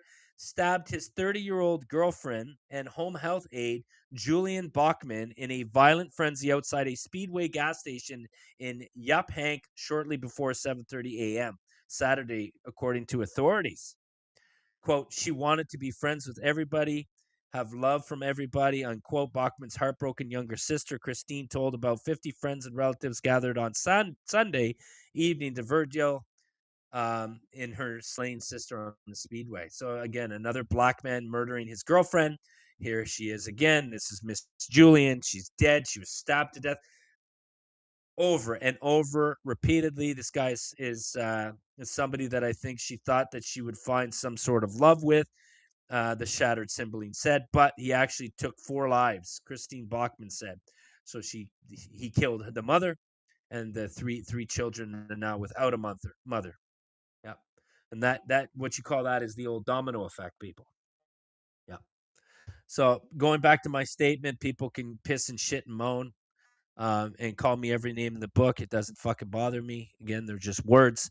But I know what I know. I know what I feel. I know what I've covered for over almost 5 years fucking doing this shit and following crime before, for Colin Flaherty's great work. You know what I mean? So, but this is it. Back-to-back stories of white females who are killed by their black counterparts, boyfriends or dating friends or whatever you want to call it, man. Yep. And Daily Mail, white man charged after he filmed screaming a black female neighbor and using the phrase, you people. So you get the last 2 stories that we covered were barely touched on local news. And then you got Daily Mail that's going to fucking lighten this story up, bring it to the front and say a white man has been arrested after he was caught on camera aggressively confronting his black female neighbor while using derogatory phrase, quote, you people. So it's wrong now to say you people. It's not wrong to say fucking Negro with a hard R. It's wrong to call black people names. Now, if the names were in the reverse, if this story was in the reverse, it would not be relevant. It would not be touched on. It would not be discussed, right? It wouldn't be focused on. But because the encounter entailed a white man basically verbally fucking, calling a black female names, it's completely wrong. It's completely unacceptable. It's completely racist, right? They're trying to steer it in that direction. So Thomas Delirio, 40, was taken into custody in New Jersey on Wednesday for harassment and bias intimidation following the disturbance interaction, according to the Mount Laurel Police Department. Yeah. The confrontation occurred Monday evening over an incident between their children. So there was a dispute, an altercation between probably the neighbor's children. And is he wrong for saying you people? Are you wrong for fucking saying you people? What happens if the black female said that to the white man saying, well, it's always you people, Karen? No. Can't get criminally charged for that. But it's criminal. You're going to put criminal charges or bias for a white man saying that. However, after police saw the video footage, criminal complaints were filed against Delario, and he was booked into the Burlington County. How are you? I don't understand that speech is fucking is a crime. This is bullshit. And I'm reading it for the first time like you people. Get the fuck out of here. Go. Get in your car. He was heard yelling as he approached her. The female neighbor was seen backing away and Delario appearing to yell at onlookers, call the police. Yeah. Yeah. So I guess yelling at someone is illegal. I guess calling black people you people now illegal. Words were exchanged. But again, to end this article out, if the races were reversed, if it was a black female, using the phrase or terms you people to the white man, do you think that this would be this black woman would be thrown in jail? I can guarantee not. Yeah, I can guarantee not. But that's the thing, man. The media, crickets, absolute crickets, man. Driver charged with attempted murder for allegedly plowing into 5 Chicago cops during wild, quote, teen takeover. Oh, is this what Mayor Johnson was talking about prior? Yeah. May 26, 2026. This was yesterday. It came out. An 18-year-old driver was hit with attempted murder charges for allegedly plowing into 5 Chicago cops during a, quote, or chaotic, quote, teen takeover, i.e. black people, event on Memorial Day weekend. Rashad Johnson was cuffed around 3:23 a.m. Sunday and slapped with 5 counts of attempted murder and a raft of other offenses for striking a group of officers trying to control hundreds of teens. Remember, we just talked about this. Trying to control hundreds of teens. So a group of officers trying to control hundreds of teens. You can't. Flooded South Loomis Street along Chicago's west side. Yeah. And then you got Mayor fucking Johnson saying, oh, you know, it's wrong to call out teen takeovers. It's wrong to call out the root cause of it. You know, it means black people. These are black teens. There are hundreds and thousands of black teens running rampant throughout cities throughout the country. Call it out for what it is. Don't beat around the bush. Right? Call the kettle black if needed be. But no, that's wrong. It's racist. And again, it's also racist for that white man calling that black female you people. You people. Well, it is these people. It is these people. Right? And you can say defamation of character or as a racial group. I don't care. Like it's all black people. Look at this. Look at this picture. It's all black people. Again, white people aren't out there doing this as in the masses. They're not out there doing this shit. It's ridiculous. When is it going to be enough? When is it going to stop? When are our officials, law, and our politicians going to step in and say, okay, it's over. No more. You're getting locked up. You're getting slapped with double, triple charges. We see you out here again, you're going to jail for fucking 20 years. No more. No more. All right, let's check out some Twitter. How you people doing?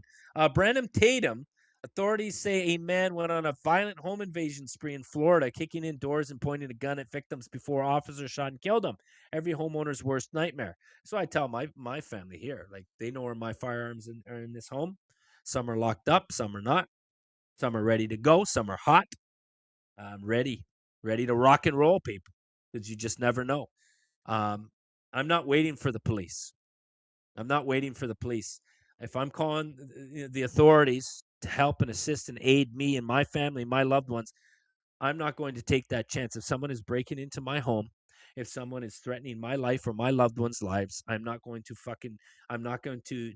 give things up. I'm not just going to just hope for the best, hand over my weapon, give them what they want. Hopefully they don't kill me or my family or worse. No, I'm going to take matters into my own hand legally, stand your ground, and castle doctrine. And I have Law Shield. I've been a Law Shield member for fucking years. When I worked in the prison, as well as when I'm licensed private investigator, because I carry when I'm in the field, because we go into a lot of dangerous areas, a lot of areas that many of you would be shitting your pants. We follow people. We do surveillance on people that are not really good people, high crime, perps, individuals. Okay.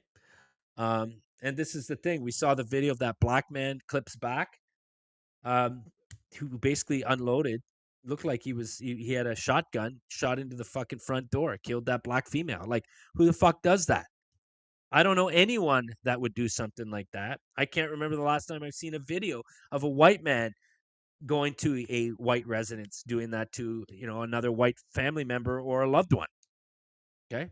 But again, we're told that we're the problem, but worst nightmare here. Check it out.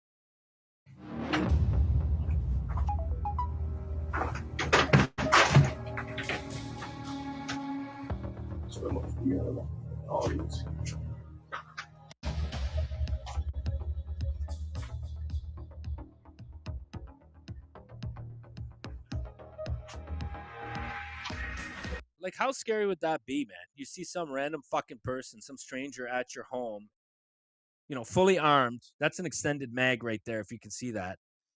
And just looking in, peeking in.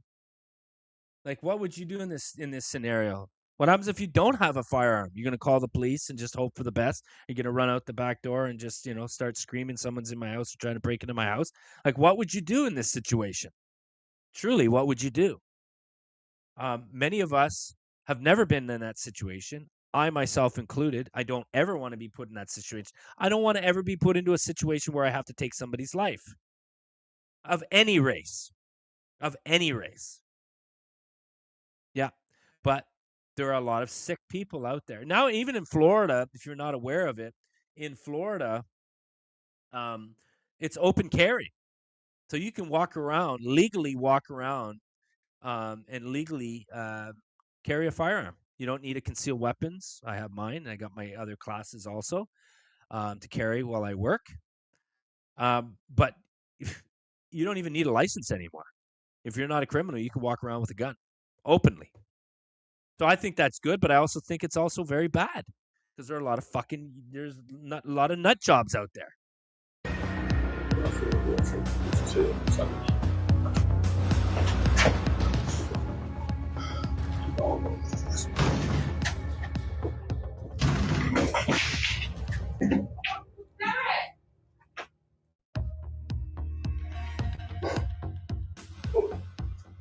Man, y'all playing with me, man.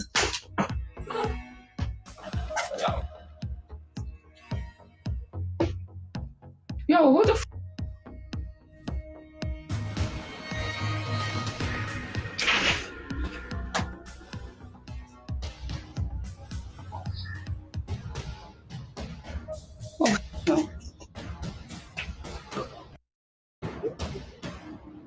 This is him right here.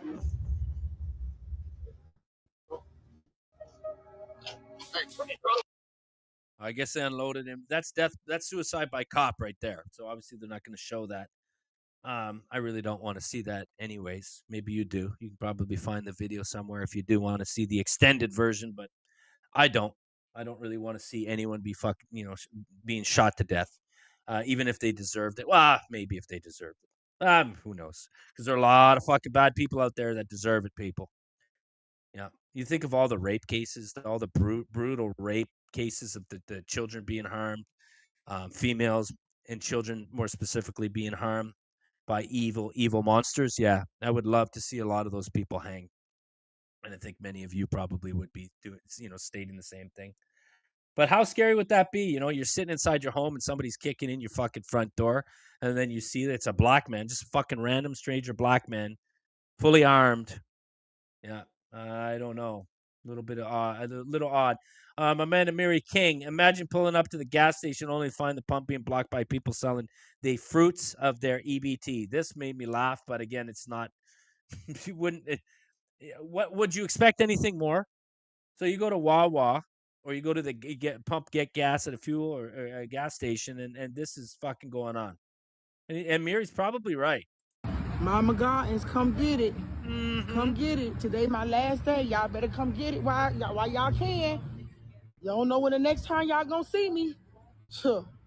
Ray, what they better do? Ray, what they better do? Get it all, you guys.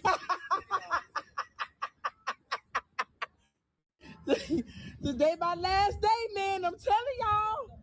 Y'all ain't gonna see me until December. Listen. And we only got, 15 cups left? Man, listen. Listen. We winding down, you guys. I gave y'all another day. Here you go. Looks like she's selling oh, wow, so fucking nutritious. Potato chips are good. Can't lie. Not the best thing for you. You wonder why Black America's so fucking obese. Remember, 4 out of every 5 Black American females are obese.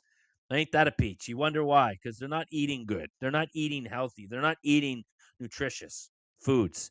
They're selling fucking, large amounts of probably potato salad, potato chips, fucking fufu or whatever their fucking African food that they make. They put tons of fucking salt and sodium in it. Fucking either deep fried, Yeah, and she's just laughing. Like, it's real funny. She couldn't fucking pick another spot on the entire fucking the premises, just blocking up fucking the driveways, the gas pump. That's called ignorance there to the fullest. My man, Unlimited L's. Ohio woman accused of cutting off her ankle monitor and leading police on a high-speed chase was removed from a courtroom for a third time. Hamilton County deputies had to physically remove Leisha Harris, 34. Maybe she's related to Kamala Harris, but this woman's fully black. Kamala Harris is not fully black. She's more West Indian. I would say she's Indian, and her dad's Jamaican, Caribbean, with a dash of white involved in that. So how do you account for being Jamaican, Caribbean, and your mom's Indian, but you're steering in the direction that you're a black American female? Yeah, explain that one to me. But she screamed profanity, spat on the defense table, and kicked it so hard that she nearly flipped it backwards in her chair. The outburst happens after the judge announced that the mental evaluation found Harris competent to stand trial. Oh, she wanted to go the incompetent route, the black favorite. Yeah, top 3: racism made me do it, IQ or lack of, and then mental health, right? So Judge Christopher McDowell then sentenced her to 90 days in jail for the contempt tied to the previous courtroom outburst and fined her $250, wow, for destroying a trash can during an earlier hearing. Do you think she works? Do you think she has the $250 to fucking pay that fine or that fee? I highly doubt it. May 4th, I think we have the date. Tired of being in here. Y'all don't understand that part. Ayesha Harris of Winton Hills was dragged out of Hamilton County Common Pleas Court after she screamed profanities, spat on the defense table, and kicked it so hard she nearly flipped her chair backward. The outburst happened after Judge Christopher McDowell announced she was found competent to stand trial. He then sentenced her to the maximum 90 days in jail for contempt of court. Lovely. Yeah, this is animal behavior, right? Spitting's a crime also, people. Bodily fluids, yeah. You project bodily fluids to another person. Yeah, it's a crime, whether you like it or not. But this is tribal animal behavior, right? Yeah, crazy. All right, let's go check out some more white victims. Let's go check out some more in-betweeners. We'll get the show continuing. LaPorte County. Deputy shot at Michigan City Hospital undergoes 8-hour surgery, suspect charged. So we had the other one prior. 5 officers in Chicago being fucking plowed down by that black peach prior. Now we're here at May 24th, 2026. Another white officer being shot, possibly almost killed. 22-year-old Sherrod Grafton of Chicago, or back in Chicago again, allegedly shot Deputy John Samuelson in ER emergency room after being helped stranded along the roadway. Wow, stranded along the roadway. Michigan City, Indiana. Officials provided a health update Saturday on an Indiana sheriff's deputy who was critically hurt in a hospital shooting Friday in Northwest Indiana. So this is in Indiana. My apologies. I think the ABC Chicago is covering this. So let me rephrase that. The LaPorte, actually, fuck, let's just watch the video. Let's watch. Of shooting a sheriff's deputy in Northwest Indiana is now facing several charges, including attempted murder. Investigators say Sherrod Grafton shot LaPorte County Sheriff's Deputy Jonathan Samuelson after he brought him to Franciscan Health in Michigan City yesterday morning. Deputy Samuelson thought Grafton was a stranded driver. Grafton is now charged with attempted murder, battery against a public safety official, and auto theft. Late today, the LaPorte County Sheriff released an update on Deputy Samuelson's condition on behalf of his family. We're told Samuelson underwent about 8 hours of surgery, which doctors say was successful. He's still in critical condition, but stable at a South Bend hospital. And we're told medical staff there remain optimistic about his recovery. My question is okay, it sounds like he was stranded and this white officer is trying to lend a hand, have some compassion, bring the guy to the hospital for whatever the case may be. My question is why was, why he well, obviously he probably didn't want to frisk him, or maybe he was just verbally asked him, hey, do you have any weapons on you? He wasn't properly frisked, obviously. This is another sad story of what happens when you are too trusting of people. Yes, too trusting of people. This could have gone a lot worse than what he could have been shot and killed people. And I think that's when you shoot at somebody, that's your intention. Your intent when you're shooting at somebody, it's not just to do a warning shot or just trying to intimidate or scare someone. If you're directly pointing a fucking gun at somebody, you're looking to shoot and kill them. And if you start unloading your firearm, your weapon, yeah, that there should have been attempted murder. He should be locked up for a very, very long time. But he'll get rewarded into the prison system, trying to shoot an officer, more specifically a white officer of the law. Yeah, he'll get some fucking big kudos from his black brothers in the joint. Victim in Boogie's Texas Bar and Grill shooting dies. Suspect now facing murder charges. April 20th, 2026. Let's check it out. So we're noticed at Bell County Justice, whatever. I think there's a couple. Actually, no, this is the only one. So I'm just trying to read here. Witness accounts. So 23-year-old Raymond James McBride of Rockville, Texas, is being the sole suspect of the shooting. McBride was arrested on April 18th and initially charged with aggravated assault with a deadly weapon, second-degree felony. Have bonding out in the initial charge. McBride was arrested on a second time on the 20th for the current charge of murder. Interesting. Let's take a little quick peek at the 42 seconds here. Let's hear what they have to say. Probably not much. Thank you. The latest on a Central Texas shooting that now has a murder charge involved. You saw the initial story first on Fox44News.com on Saturday. 23-year-old Raymond James McBride was rearrested today on a murder charge after the victim involved in the late Friday shooting in the 200 block of Wilcox Street in Rockdale, 28-year-old Colby Ward of Sallisaw, Oklahoma, died of his injuries. Rockdale police had originally arrested McBride on an aggravated assault with a deadly weapon and bonded out. But after Ward had died, he was rearrested after surrendering himself to the Milam County Jail without incident. The shooting happened shortly before midnight, Friday at a bar, again, a bar and grill in the 200 block of Wilcox Street in Rockdale. So another shooting at a bar. We've seen stories like this, half a dozen to over a dozen stories like this of white men at bars being shot and killed by black men. Inside, more specifically outside the bar. And I think we covered one last month. A white man was at a pool hall bar and he was shot and killed in the parking lot by a black man from some verbal altercation. Same shit, different story, different day, different victim and suspect. Just the same outcome. Just more black men harming white men. So 28-year-old Colby Ward. Okay, Colby Ward. And he succumbed to his injuries and passed away. And here he is. And here is another fucking peach. What do you guys observe on this? Just like the first Taco Casa story. What do you observe, people? What do you observe? Yeah. Yeah, we got a black female here. He's involved with a black female. He's got biracial child here. They look happy as can be. Yeah. Yeah, I don't know. I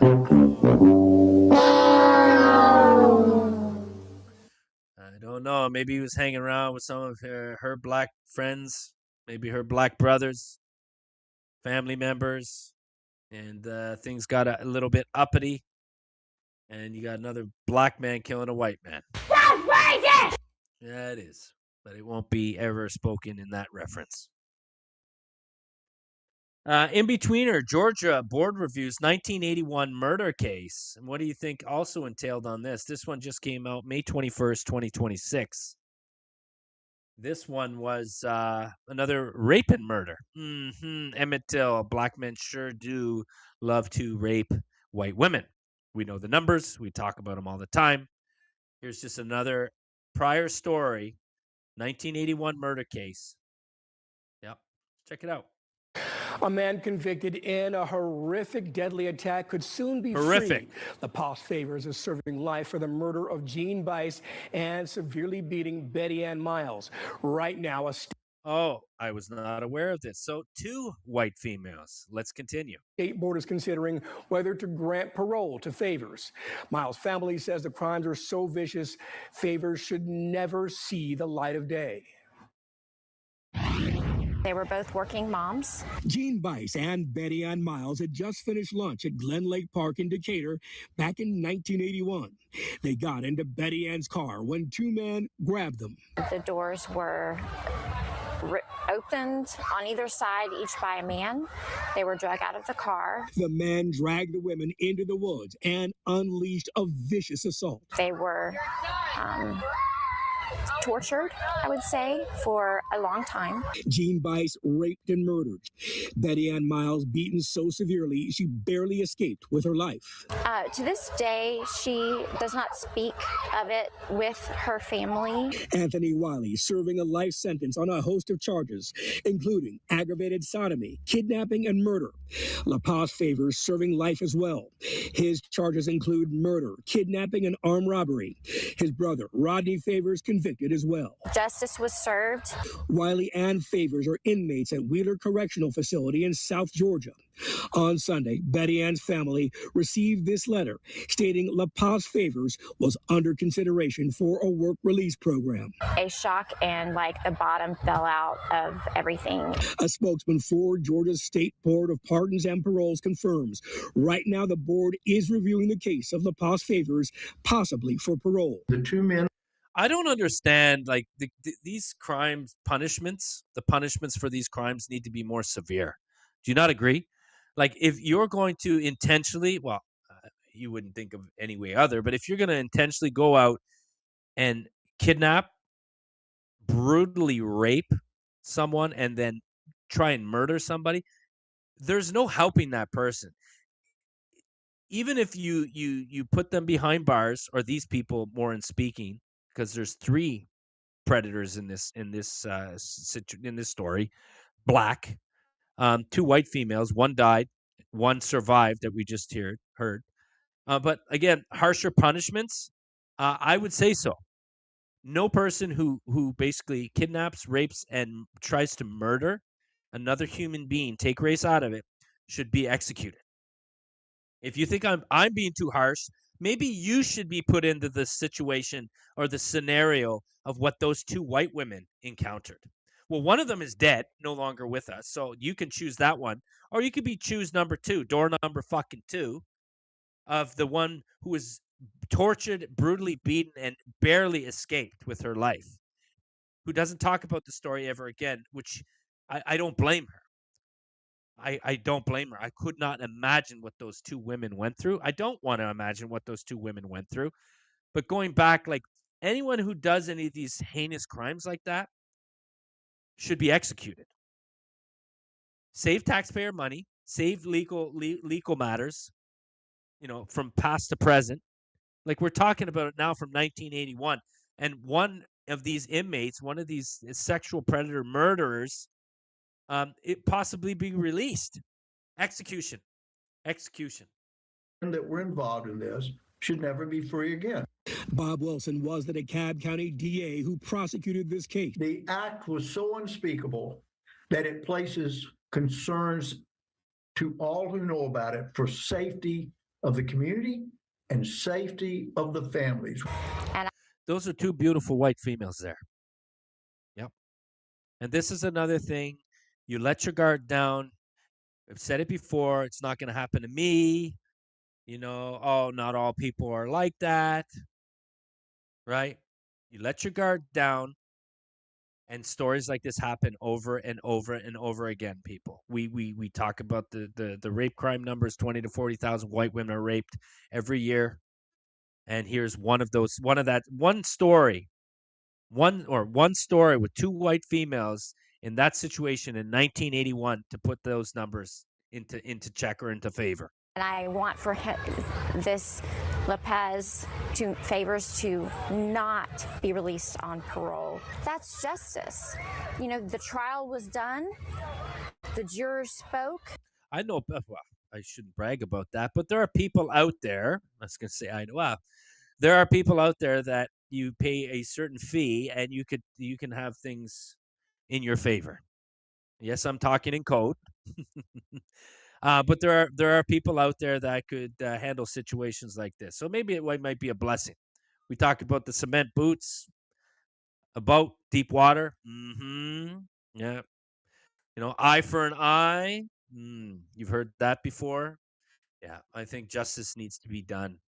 What's the old movies, man? Again, it's always movies. Boondock Saints. You remember that movie, Boondock Saints, with the two Irish brothers? The first one I enjoyed. The second one I didn't really like too much, but the first one was great. Two Irish brothers, and they had the Italian guy, Rocco. And they're just like nobodies, just random nobodies, but they're tired of the shit. They go after the Russian mob and just the criminals and the druggies and the predators and all that stuff. It was a great movie, trying to take back the streets, right? The old Batman and Robin kind of superhero thing. They weren't very successful. They weren't organized, but that was a good movie, a good laugh. It just reminded me about that. But there again, these people, these animals, these monsters should not be released. They should be executed. No questions asked. The judge sentenced. Let's honor that. Now, court records say Rodney Favors, that's LaPaz Favors' brother, was released in 1998 after serving nearly 17 years. The state has a 90-day window to review LaPaz Favors' case. They could make a decision sometime after August 8th. Wow. Well, this one is bookmarked. Well, definitely I'm going to have to include and inject that one into White Victims of Black Crime, one of those episodes that I'm still tirelessly going through them. I've got so many fucking videos to upload, so many articles that I have to dissect, type up, and just create for all of you. It's endless, man. It's endless. Endless. Woman charged after kindergarten graduation brawl. What do you think happened here? Do you think it was a white mother? Oh, Buckwheat showing some more love. Giving some more love to the show. Thank you, sir. Thank you, Buckwheat. But this is the thing, man. Like, when you think of brawls, we talked about Abigail Zerner or Abby Zerner, the white teacher who was shot by her black six-year-old first grade student. When you think of brawls in schools, it's all teens, black students that are disrupting, graduation ceremonies. It's always black students that are disrupting classrooms, assaulting teachers of all races, right? And here's another great example of that. Let's hear what this has to entail. Oh, my Lord! Hey, Buckwheat. Again, thanks for stopping in, brother. I appreciate all the support and everything that you do. Just like, sharing the wealth and giving people subscriptions and stuff like that. It's always welcomed and appreciated from me. And I guess, the rest of the people here. New video of a brawl at a kindergarten graduation. Yeah, parents and family fighting over where they were going to sit. This parent has no shirt on, man. Or maybe I'm wrong. No, he's not wearing a shirt, people. That's indecent exposure, man. Fuck, man. How does it? You can't. This is what I'm saying. Fuck segregation. It's all full of separation, 100%. It's all in or nothing.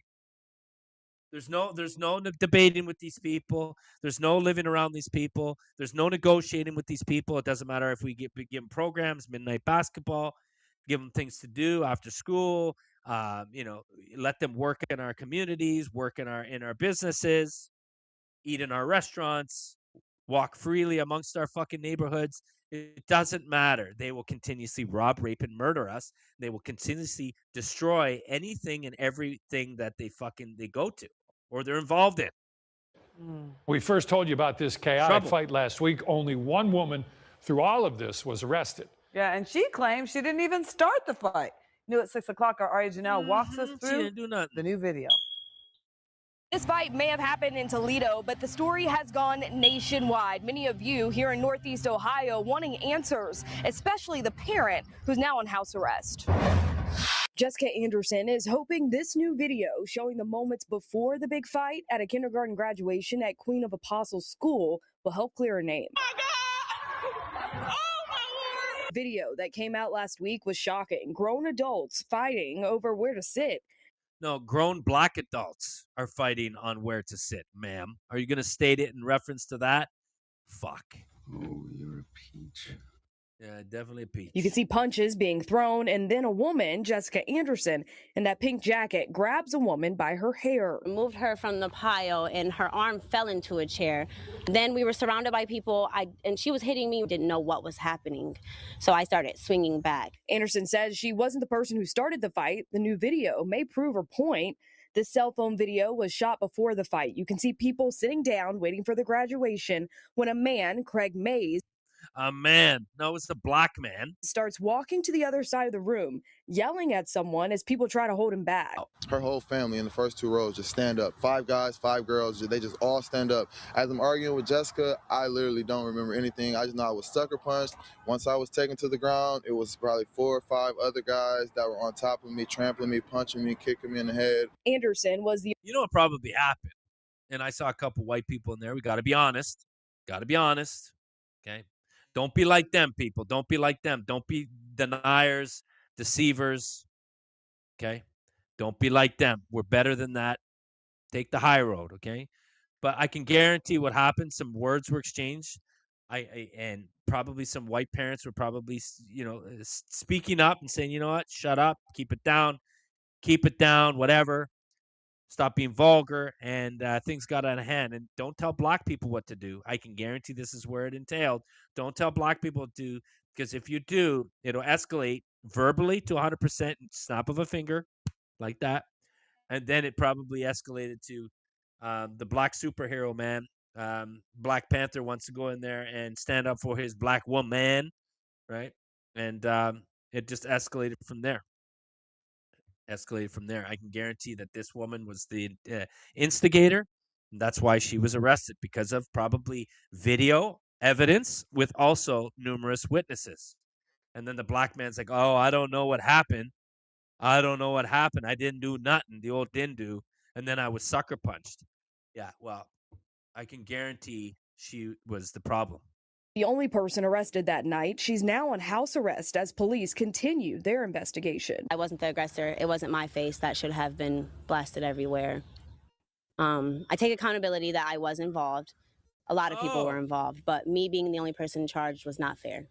Well, it's funny they don't specify to how the altercation started, right? They won't do that, because that, again, will paint her in a bad spotlight. Yeah. It wasn't. A 26-year-old was taken to the hospital and had to get stitches in their head. A spokesperson for the school says that no kids were in that room during that fight and that the graduation would be rescheduled. For 19 News, I'm Aria Janelle. Yeah. Everybody run to the hills, man. Run to the hills. Because if you build it, they will come. If you come, they will roam. They will find a way to get involved some way or another. Wild brawl erupts at Tennessee graduation ceremony. So back to back, we got kindergarten. And remember, children are witnessing this shit, people. Children are sponges. You know what that means? Children soak up everything that they see. Monkey see, monkey do. You've heard that phrase also before? Yeah. So just imagine what those kids, those children, those students observed on that brawl from all parents. But reason being said prior, I can guarantee that black woman was the instigator. She started it. Black man came to her aid because he saw a black female who he probably didn't know, try to be the hero, superhero. He got fucking taken out. You know, we're tired, people. We're tired of them. We're just tired. I'm tired of them. And it's nothing to do with hate because of the color of their fucking skin. It's because of their actions. And you want to talk about actions? Let's check it out. Wild brawl erupts at Tennessee graduation.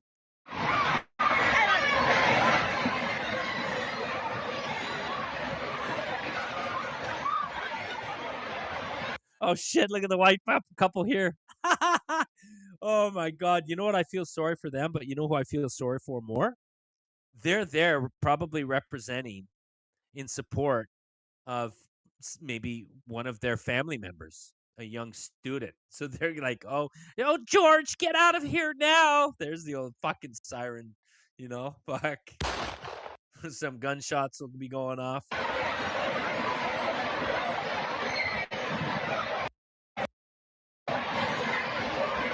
It's all black people. This is a black thing, people. This is like Teen Takeover. This is like Chicago, Detroit, New Jersey. We just witnessed black people everywhere they fucking go. The gas station taking up gas pumps to sell their fucking crappy, crummy, unhealthy food that nobody fucking wants.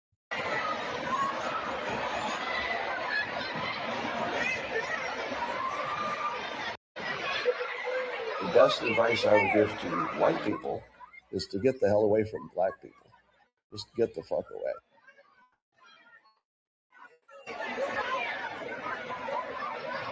You know what this is, right? It's one word. It's fucking mayhem, man. It's mayhem. Yeah. This is what you get when you have low IQ people. This is what you get when you have high ultra-violent people in a room, in a gathering, in a setting. You can't contain it. This is what I said. You talk about officers of the law who can't enforce the law. You take one fucking person, one child, one female, one male, black. They can't control them. They go off the fucking hinge.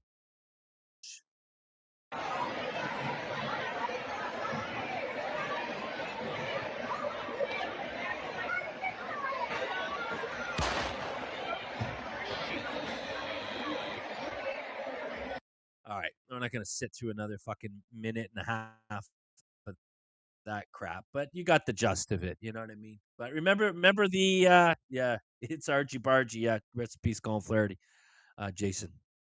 But you got the gist of it. Again, you've probably on social media. There are dozens of clips in similarity, just like this, and not only that, you've seen black students, graduating students, going on stage and they're dancing and they're making a mockery like it's like ghetto fabulous to the fullest. It's like, you know what? Have some fucking respect. Walk on that stage properly. Hold your head up high. Don't fucking dance the fucking jig and act the fool. It's embarrassing. It's unacceptable. Let's start over. And he says you got one fucking chance. You know what I mean? But no. It's all mockery. It's all mockery. All right, let's go over. Let's check out what this. White people used to eat black people. 50 seconds long. Let's hear what fucking Umfunfu has to say.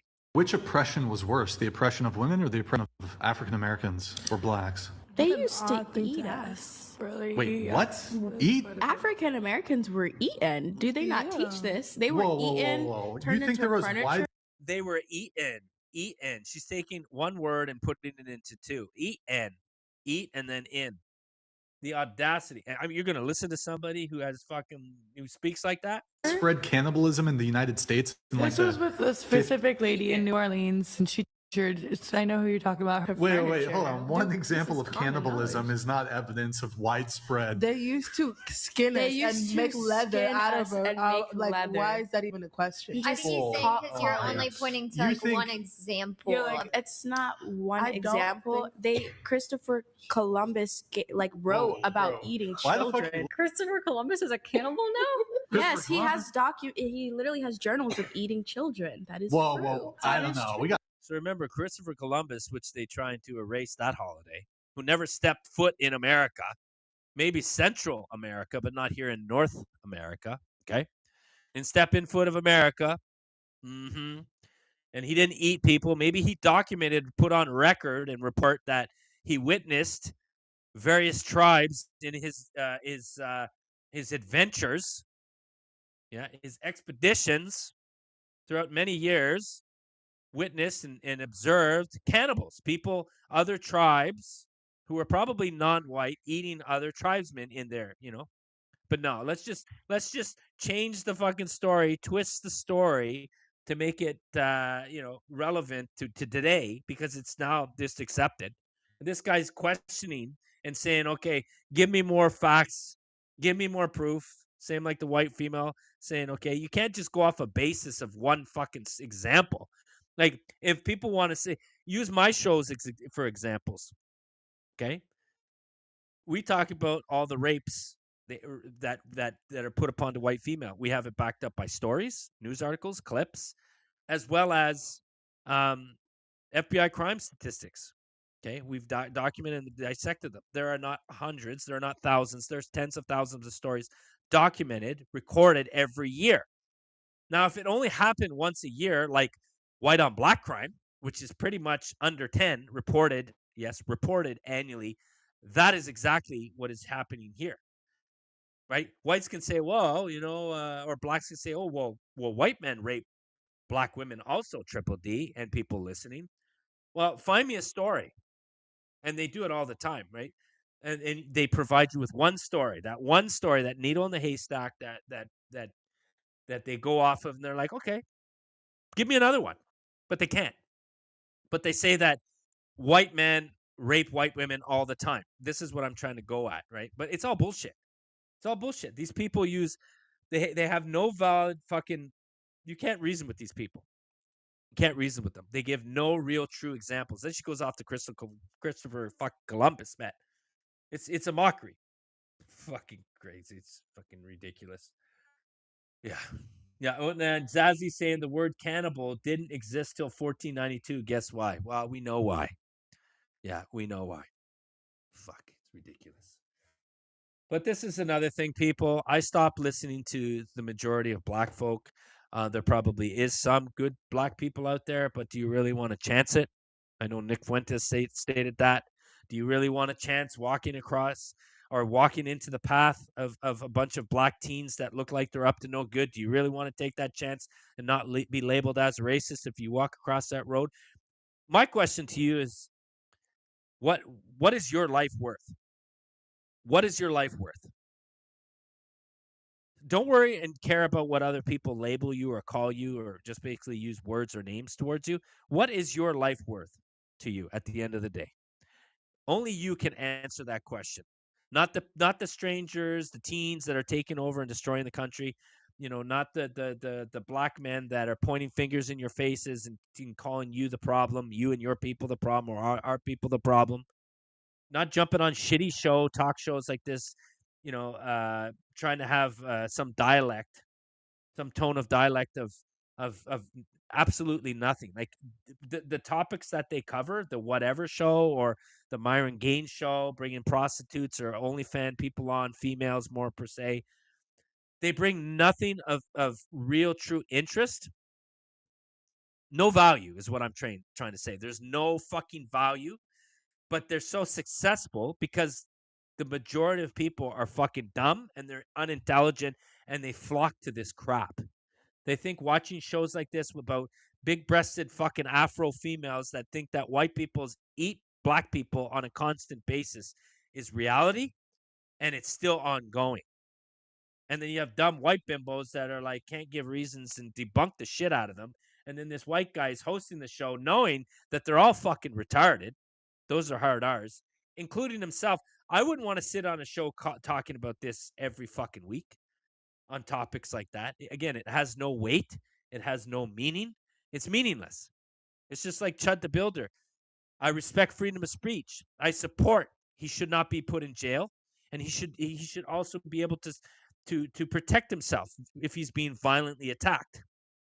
I think Chud the Builder is a fucking idiot, but I still support what he was trying to do to protect himself and freedom of speech, whether you agree with that or not. But going around calling black people hard R's, like, you knew that was coming, dude. You knew eventually one black person is going to fucking physically harm you and possibly worse, right? We see it time and time again. They hate us. Doesn't matter if we call them the hard R, we do or we don't. They hate us. Check this one out. The General, gang members by race. We talk about that all the time. Black, look at these numbers. I'm not going to read them out. Just check out these numbers. Fuck. Crime by race. And these are all per capita, people. These are all per capita. Look at the fucking difference, the disparity between them all. 58.9 in crime by race, black. White is 3.7. Welfare by race. We've heard that fucking hoax before. 55 black, white 23. Obesity by race. We just talked about that. Black 470, white 370. Yes, there are a lot of fucking fat white people out there. Can't deny it. There are shows on A&E or what's not A&E? What's the other one? My 500-pound life or something.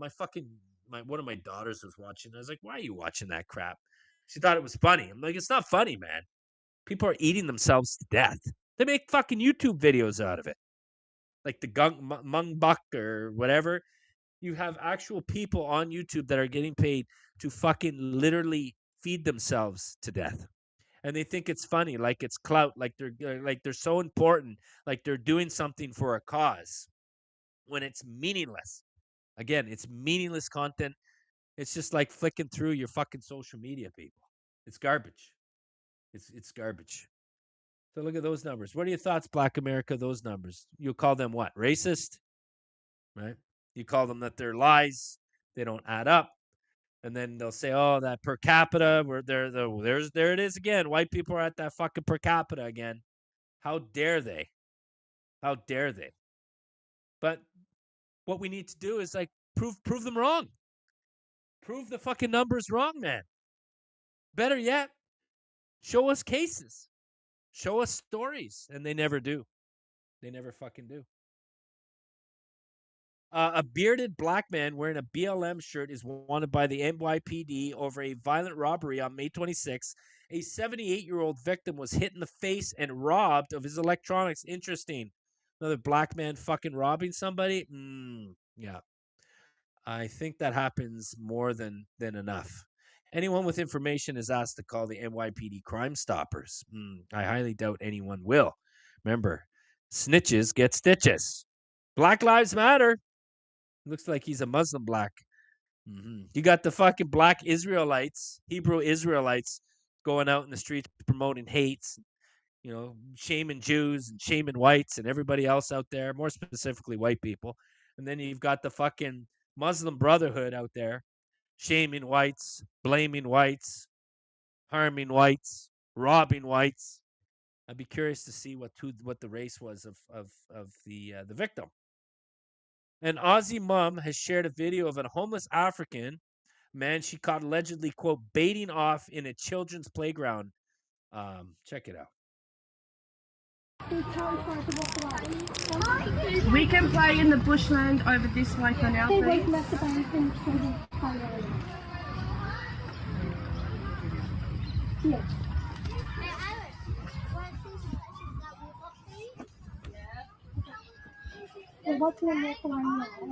Now, I'm not sure what this entailed. Again, I haven't watched it. I apologize, people. It just looks like a black man walking.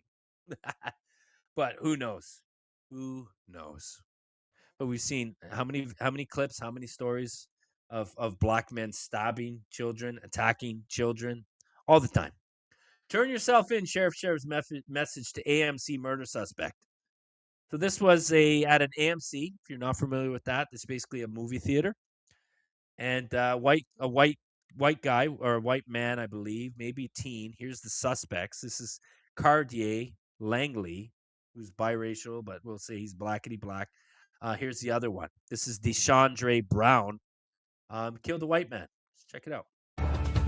Back to that new information now from Vanderburgh County. The sheriff shares new details on the investigation into the deadly shooting at the AMC Theater parking lot. The deputies arrested 19-year-old Cartier Langley, one of 3 suspects involved for murder and robbery.